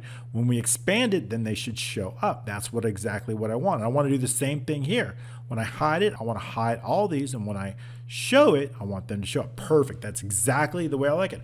Okay, great. Now all we're left to do is the drag and drop functionality. We understand this. We can now hide that. It makes it look cleaner. So now all I want to do is select that. Now when I select these, I've already assigned a macro to do this. If we take a look, I've assigned a macro to the individual shapes. Click assign macro. It says select task. So that means when I select a specific task, I'm going to want that task to load. So how do we do that? Well, let's create that macro right now. Okay, so back inside the VBA, inside our Gantt, we've got a module here called Gantt move macros, and the first one called select task. That's the one I want to focus on now. First of all, what I need to do is I need to extract that ID. Now, if we take a look in here, because we've named every shape, take a look at this. This shape name is called task description 3. 3 being the task ID. We've done the same thing with the picture. Picture staff pick 3. Notice we've got 8 characters before the number. Here, 8 characters before the number. So if I know whether it's staff pick or staff description, the first 8 characters, if we remove that, it's going to leave us with the ID. If I then extract that ID and I place it directly inside B6, I can then run the macro to load this task. So we're going to do just that right now inside this. It's going to call it select task. So with Gantt, here we're going to do task ID we're going to do just that. We're going to use replace, and we're going to replace, what are we replacing? The application caller. That is the name of the shape that called the macro. But the first thing what I want to do is I want to remove the first left 8 characters. So I can do that by left. We're going to take the left of the application.caller, right? What is that full name? And I want to extract just those 8 characters. And what do I want to do? I want to replace them. What I want to do, I want to replace them with nothing. So I want to isolate that. Again, so let's take a look. We're replacing something. What are we replacing? The full text. Here's the full text.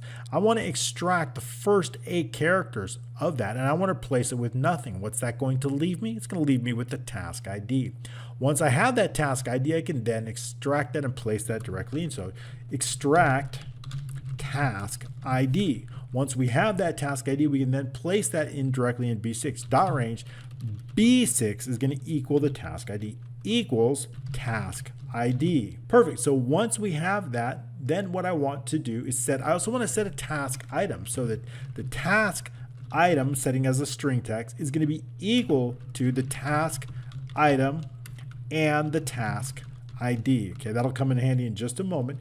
Now, what do I want to do when I select it? Of course, what I want to do is I want to load that task. I want to run the macro task load. That's the macro that's going to load that task. Basically, what it's going to do is going to take all the information from here and it's going to place it directly in these fields up here. Once I have that, I also want to know if this task had been moved. So what I want to do is I want to take its current position. I want to take its current width and its current top, and I want to place it somewhere so I can recheck to see if it's moved. So I've got some information here. I want to take the left position and I want to place it directly here. I want to take the top position, place it here, the width, place it here, and I want to set the move task. So we're going to do all that right now with just a few lines of code. So we know the task is called task item. So we can do that with this. So dot range B16, that's going to take on our left position. B16 is going to be equal to, in this case, dot shapes task item. That's the group dot left. So it's going to set current left position. I also want to know the top position. So, and that's going to put that in B17. So dot range B17 is going to take on the current top position equals dot shapes, again, task item dot top. That's going to take on the current top, set current top position. So once we have that, let's fix that. Parentheses. We don't need the parentheses. We've already got them in a variable, so we don't need that. Okay, so next up in B18, I want to place the width. Dot range B18 here, I'm going to take on that width. Again, we can copy this here and just paste it down here and put in the width. So I want to know the width. Set current, because if there's a change, then we need current width. So now that we've got the current width, the current top, the current left, I also want to set B19 to false. So dot range B19, when we move it, it's going to go to true. So we'll know B19 dot value equals false. Okay, set task move to false. It's going to go to true if it's been moved. Okay, and now what I want to do is I want to actually select that shape. I want to select it. So how do we do that? Simple. Dot shapes task item dot select. Select the shape. That way, if we select it, users can then move it around. Select shape, right? They're allowed to move it. They can drag and drop it and things like that. Great. And then what I want to do is I want to run this macro, which we're going to write next, check for move. So we're going to load it and then we're going to check for move. Okay, there's nothing there. So now saving our work, when we select a task, right, that information, let's do this. That's not, it's caller, not calculate, caller, obviously. Continuing on. Now, if we try to run this, okay, good. Now let's take a look. Okay, so now we see it's loading up. If we take a look, bring your attention to these fields up here. As we select it, that information is going to change here. Whatever, it's no problem there. And selecting a new assigned to Lisa James. Okay, so now the task is loading properly, just the way we want it. Now what I want to do is if we make a move, I want to calculate that move and update the fields accordingly. So we can do that in the last macro. And also the current day is the 28th of August, the day of recording this. So therefore this is being placed in the right spot. The current date is correct. Okay, so for example, if I move it over here and then I click refresh, which is going to run that macro, it's automatically going to be placed in the current position. Good. All right, so let's get that last macro written so we can do that drag and drop, and we can notate not only drag and drop, but if we extend it, I want to also know it extended as well. Okay, so let's get that done right now. Let's expand it and make sure it's moving. Okay, I like it. It's looking good. Let's write the last macro now. It's called check for move. And basically what I want to do is I want to set a timer. When they select something, we're going to set a timer, and we're going to give them a period of time, maybe a number of seconds to move it. And we're going to continually check to see if it's been moved. If it has been moved, I want to make updates to the start date. I want to make updates to the due date. I want to make updates to the duration number of days, or possibly the project, or possibly the name of the staff. So we're going to do all that inside this macro. So it's going to start out, we're going to focus on with Gantt. Of course, that's the sheet we're focused on. And then what I want to do is I want to make sure if B6 is empty, B6 meaning a selected task, right? There's nothing we can do if there's no task here. So if B6 is empty, we can just exit the sub out. So gonna ensure that. So if dot range B6 dot value equals empty, then exit sub.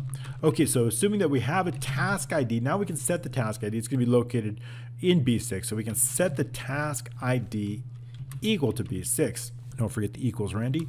All right, so that's gonna set task ID. Once we have that task ID, then I want to make sure that we can set our delay. So we can do that with the following. For count delay, that's already a long number, count long variable there. Count delay is gonna be equal to 1, let's say 2, let's just say 100,000 should be sufficient.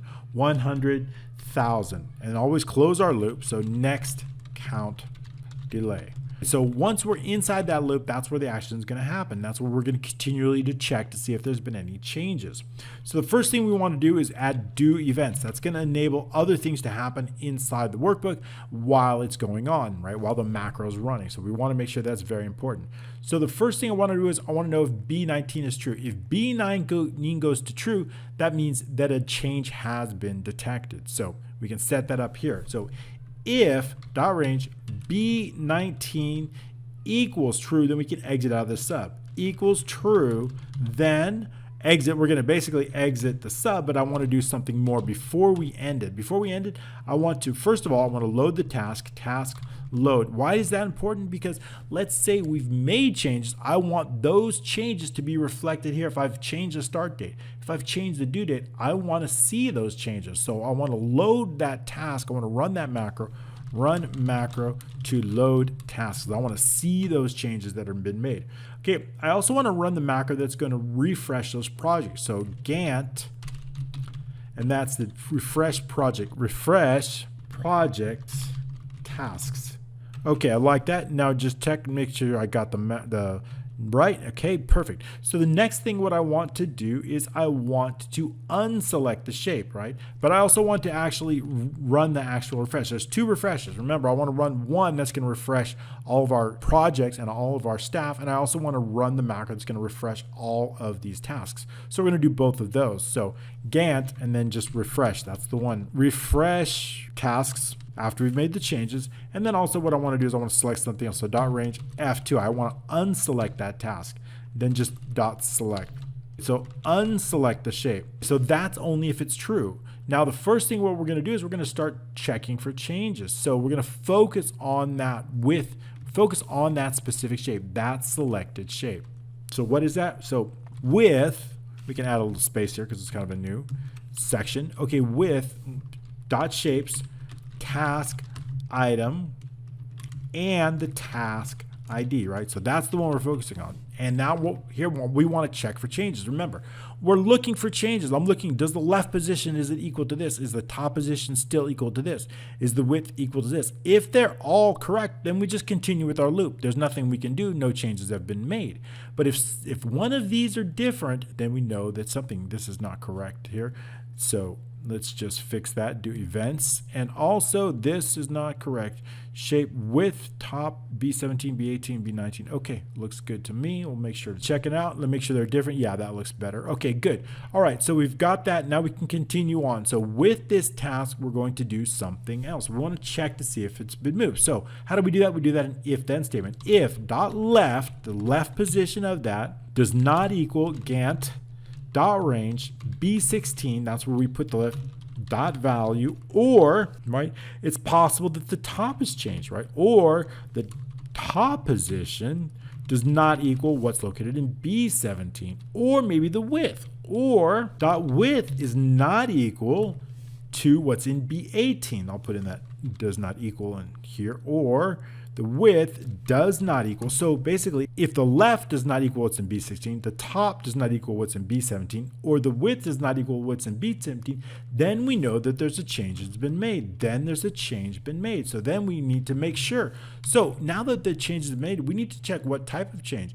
If they drag this thing all the way over here, well, that's going to be a problem, right? So we need to first check, is it off the screen or off the schedule? We need to make sure that it's not too high, not to the left, not too much to the right. So we need to check to make sure that they've checked on that. So let's do that now. So first, where we know that a change has been detected, right? Change detected. But first thing I want to do is check for correct change.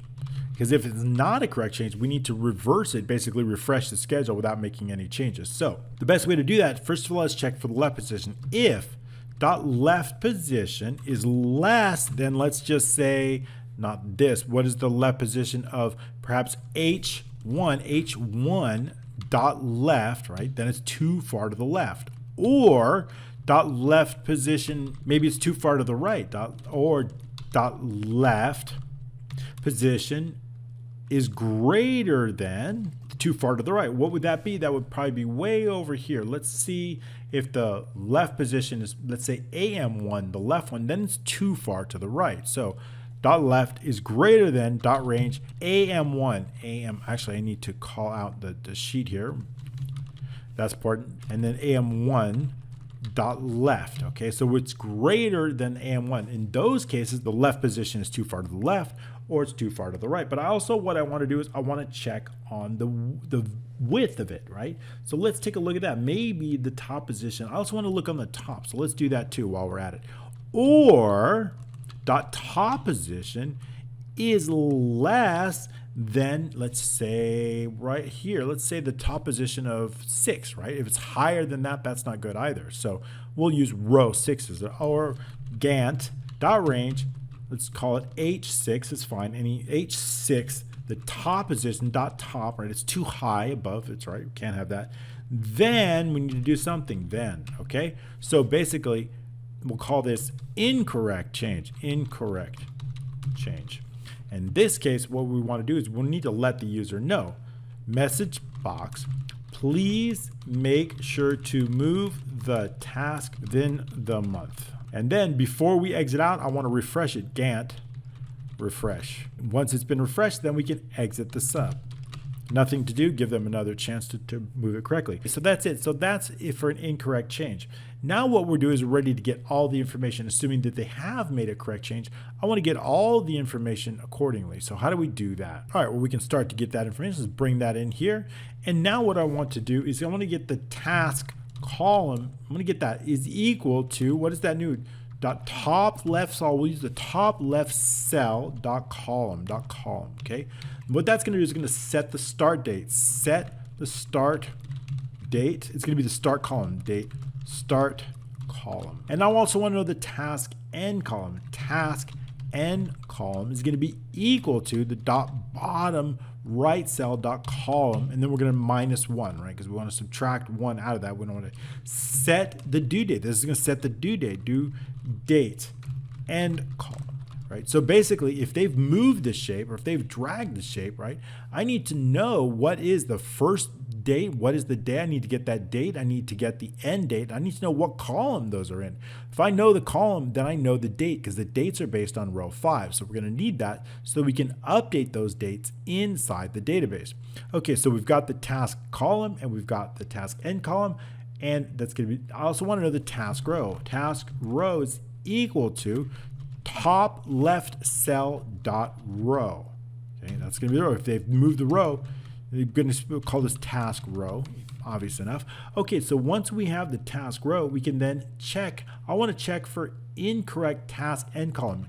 Check for incorrect task end column. Why would that happen? If they have dragged this thing way too far over to the right or way too far to the left, then they have an incorrect end column or incorrect. So we can check for that. I don't want to make sure that we've done that. Okay, so we can do that with this. If we can just check. What I want to do is I want to make sure that there's a date, right? If they've dragged it so far over here, then there's no date here, right? If they kept it inside AL or before, there's a date. So I want to check to make sure that there's a date in row 5 in that row. So if is date, we can use date, Gantt dot cells, in this case, row 5, that's where the dates are located, the task end column, dot value equals false, then it's not a date, right? Then, okay, so basically there's no date here. So if there's no date here, that's a problem. We need to let the user know. Okay, so then it says we'll do message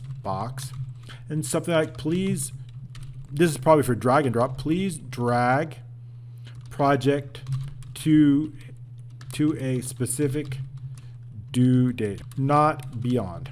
Okay, so right, they can't. Not beyond that. Okay, and then again, once again, we're just going to copy this, we're going to refresh it, and then without making changes to the database, and that's it. So moving on, now that we've made sure that they've corrected. So now what I want to do is I want to get the staff name. So what is the staff name? Staff name is going to be equal to the Gantt dot range. It's going to be located in column E, right? I want to know what staff there. Staff name, column E is the staff name, right? So how do we know that the staff name? Because if we look in here, there's no staff in column E, but I need to look up. I need to look up to the first cell wherever it is inside column E. So let's extract that now. So it is in column D, right? Well, let's look at that. D is going to be equal to, D, right? It's not an E, D, and the Gantt dot range C. What I'm going to do is I'm going to look for that, the nearest one, C5 through C, and the task row dot find. I'm going to use find. What I want to do is I want to find the first available cell with a value. So I'm going to look for that, right? Once I find that, I want to set a search order. What is that search order? Is going to be equal to by rows, equal XL by rows. And then what I want to do is I want to do a search direction is going to be equal to XL previous, right? I want to do the previous because I want to look up, right? And we're looking up for the nearest staff. So, and then what do I want to do? I want to know the row of that. I want to know what is that row. And then what I want to do is I want to know the value of that, and I'll explain that. It's going to get the staff name. We're basically looking in column C right here. I'm looking in column C. I want to find the nearest row up. If let's say we're making a change here. I want to look here. The nearest row up, but I want to get whatever's in D. So if, let's say the nearest row above that contains not empty would be this in case C6. But I don't want what's in C, I want what's in D. So C is going to help us find the row. D is going to help us find whatever staff is located here. I'll fix that. That shouldn't be correct. We'll fix that up. Basically, what we need to do is we need to do a selection change, only selection change, right? Not if it's a character, but only if it's one of these two characters. So I'll fix that up because when we select it, it has to be one of those two characters. It can't just be, it has to be one of those. I'll fix that up second, but not on basically text. So we can check that out. All right, so continuing on with the code. So basically we're going to extract from D. We're just using the row. What is the next row up that contains a value? If it contains a value, I want to extract whatever's D. That's going to get us our staff name. So once we have our staff name, I want to get our project name. I want to know what is the current project name. So the project name is going to be equal to something very, very similar. Gantt dot range. In this case, we're looking for E, right? E here in this case. And also, actually, what we can do is we can just copy this, and then we're going to make some updates. I think that's a little bit easier. Basically, because it's almost the same. So let's just copy that down here, paste it down here, and this is going to be called the project name, right? I want to know the project name. And all we need to do is just update those columns. In this case, the project here is not going to be located. This is going to be inside E, and this is going to be inside D. So D, and we're just looking, that's all we need to do is just update that. And I'll get that back on. We'll expand this so I don't keep clicking that. Good, I like that. That looks good. So now we got the project name, and basically the project name is just one column over because I want to get, this time I'm looking for this, and I'm going to get that project name, which is located in E, but I'm looking for the value in D. So we want to pull the project name because I need to know if there's a change, I need to update that project name.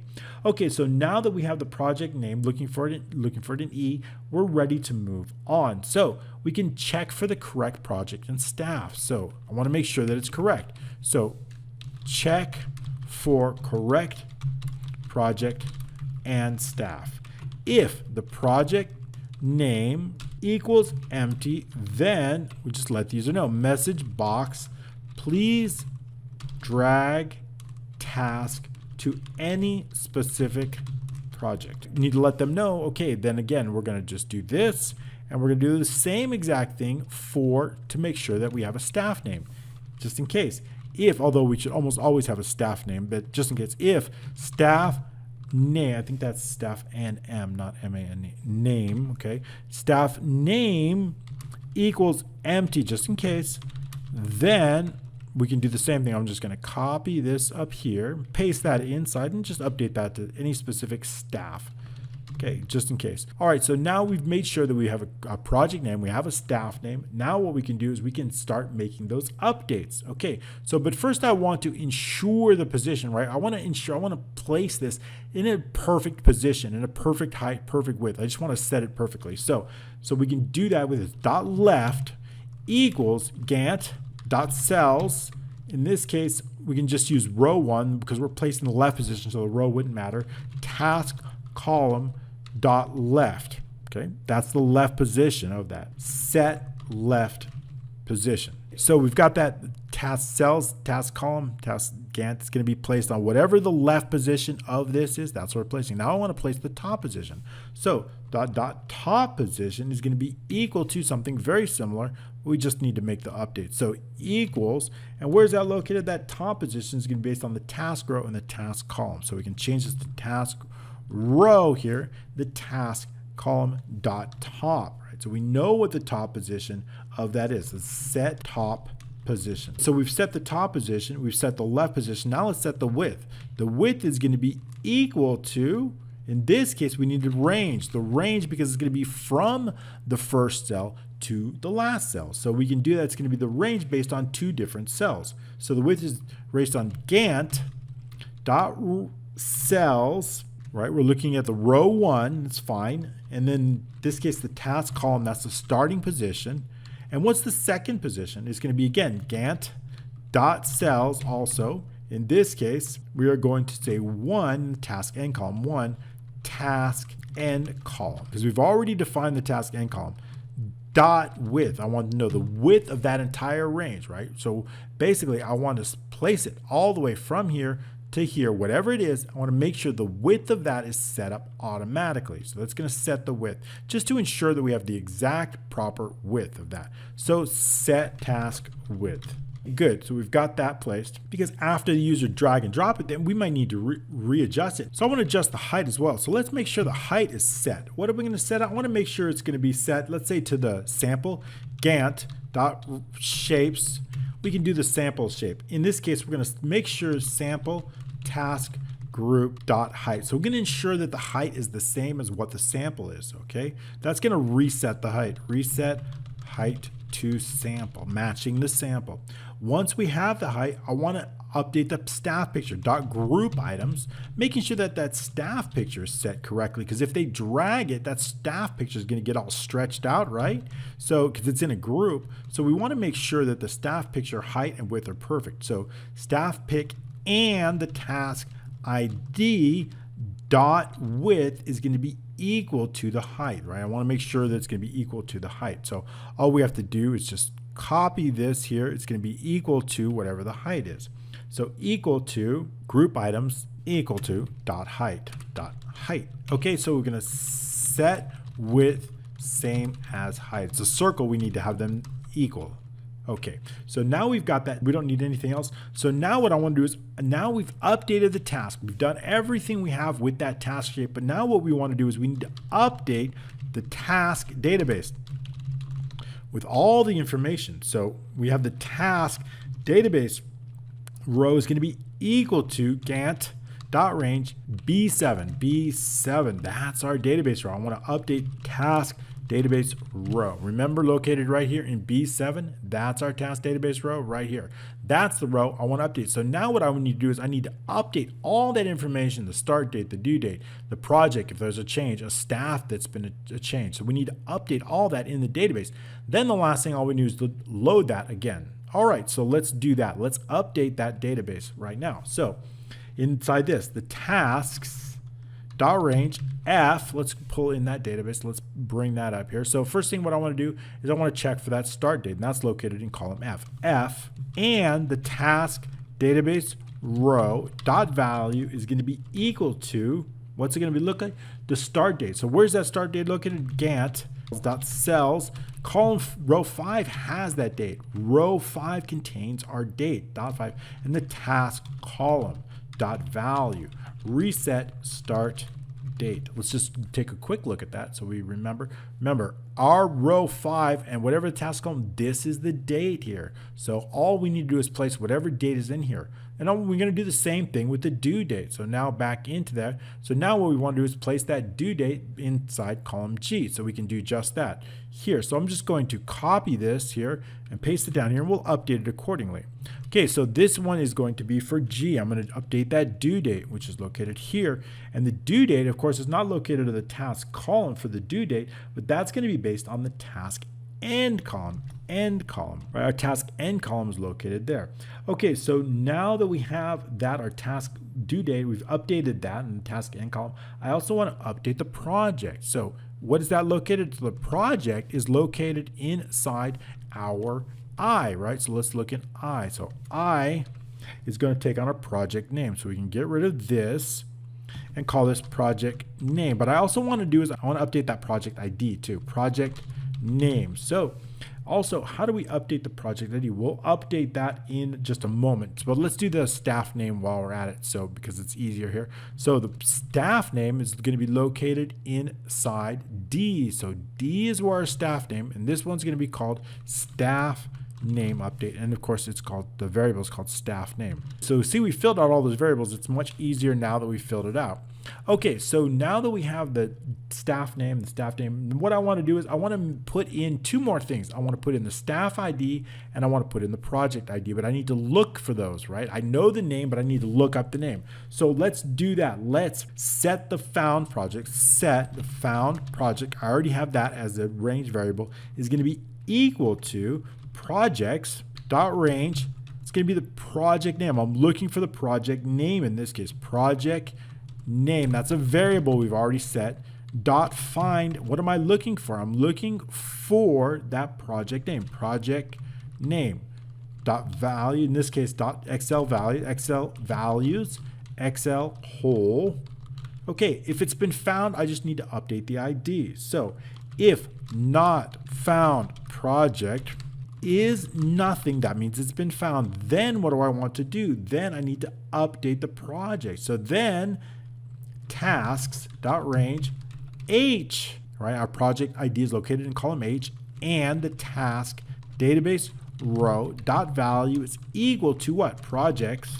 It's in column A dot range. Column A is where ID is, and what's the row? Found project dot row dot value. So that's where it's at. So set project ID. Now all we need to do is something very similar but for the staff. So set found staff also equal to staff dot range.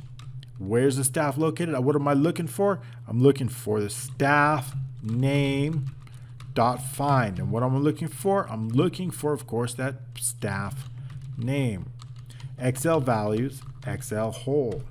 Now again, just like we did with the project, if not found staff is nothing, then tasks range, where's that staff ID? It's going to be located in C, and task database row dot value equals staff dot range, again A in this case, and the found staff dot row dot value, set staff ID. So that we're basically looking up, we're finding that, and we're going to add it in.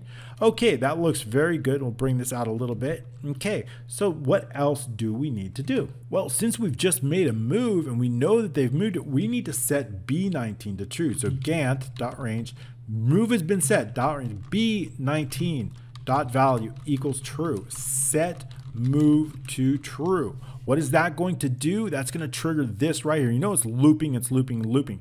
As soon as it's true, the loop's going to stop. It's going to load the task. It's going to refresh the project. It's going to refresh all of our chart here, and then it's going to unselect the shape. So that's what's going to happen. It's going to exit out of that. Oops, I got to do one more thing here. I got to end out of that. We need to end that loop. Very, very important. End right here. So I'm going to type in end. That's going to exit out. I almost forgot about that. Otherwise, it would be looping forever. So after that, it's end. So it's going to continue to look. B19 is true. As soon as it's true, we're going to do these things, and then we're going to end. We're getting out of that, doing nothing else. Okay, so that's going to be end with. We'll check our code here. All right, let's remove the shapes. And then what we'll do is we'll save our work as we always do. And then we'll go ahead and check on it. And then we'll check for any possible issues on this. And then update the variables if found. OUD, let's check, continue on with that. Okay, so I don't see any other issues other than that. And now what we'll do is we're just going to simply wait for a change. So if I drag this over to a different one, we'll check it out. All right, so let's take a look. We've got our one of our tasks here, if I drag it, let's say down here to another one and then update that, and we'll wait for that update. All right, let's check it out. We've got a client meeting here, made an update. Okay, bring it over here. That looks good. Okay, it's auto set up. And then let's just change the staff on that. Let's bring it down here to Lisa and see if that client meeting changes. Now it's on Lisa. That's what I want. And it's got now the client's automatically on that. Perfect. Okay, so what if I take one over here and then I bring it on up over here and giving it to this staff, giving it to Fred Fredders. We want to make sure that it's changed. Now it's on Fred Fredders here. Let's extend this task a little bit. Notice how everything gets messed up, but it's automatically fixed. I think we updated. We need to update that day one more time. If I stretch this out, I want to make sure that it begins on day 8, and I think it deducted one row. Oh no, it's perfect there. Adding another one here. Let's move that there. Okay, that looks good. And then I'm going to move it over here to a different day, start day, and that looks good. Well, all right, good. Just 2 or 3 more macros, very small.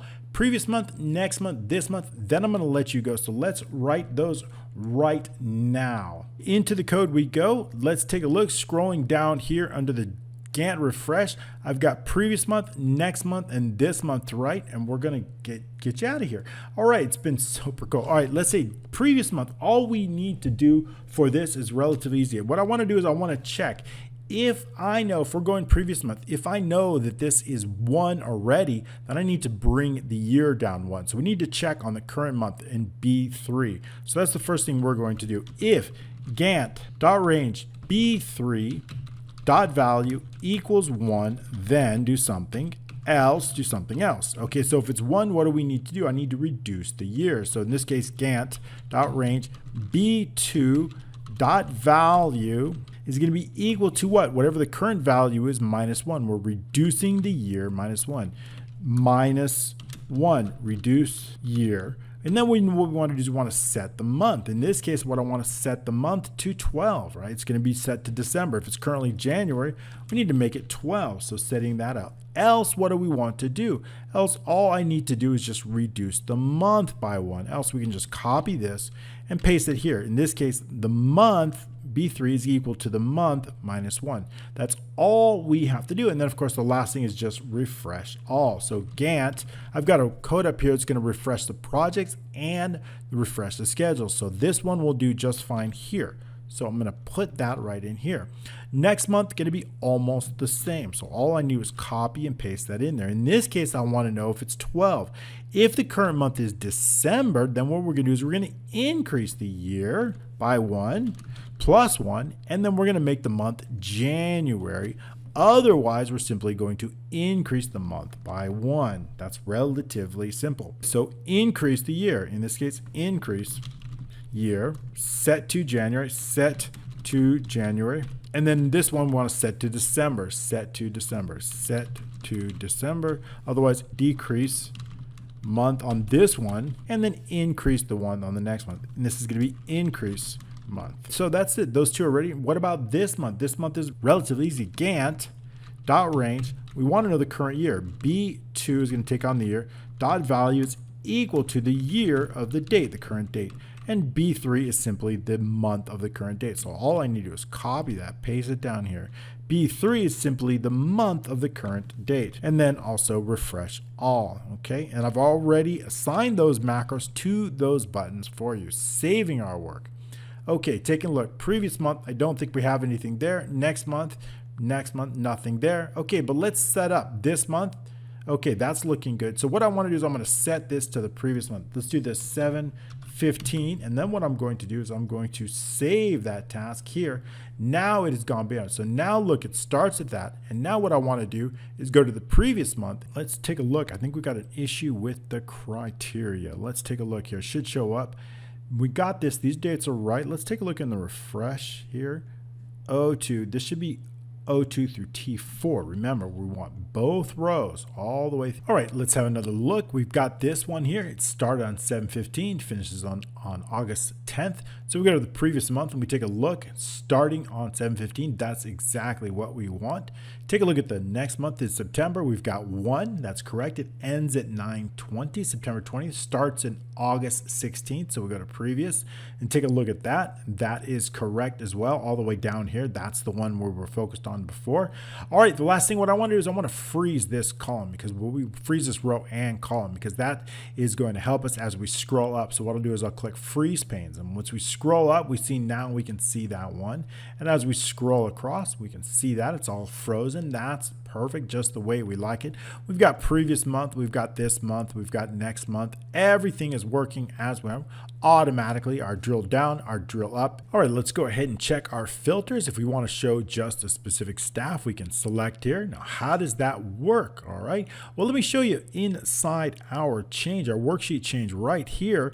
We have, if there's a change between F2 and F4, we're going to run both macros to refresh the projects and refresh the task. That works automatically just like that. So if we want to show a specific status like just only to do, it's going to show.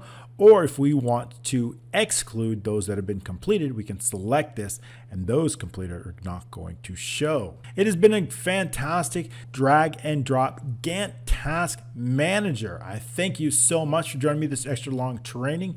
I appreciate it. If you want to help us out, I've got an incredible mentorship program. It's now fully released. All 132 hours are available. So I'm going to help you define, design, develop, and deploy your own Excel applications for passive income. That is the mentorship program.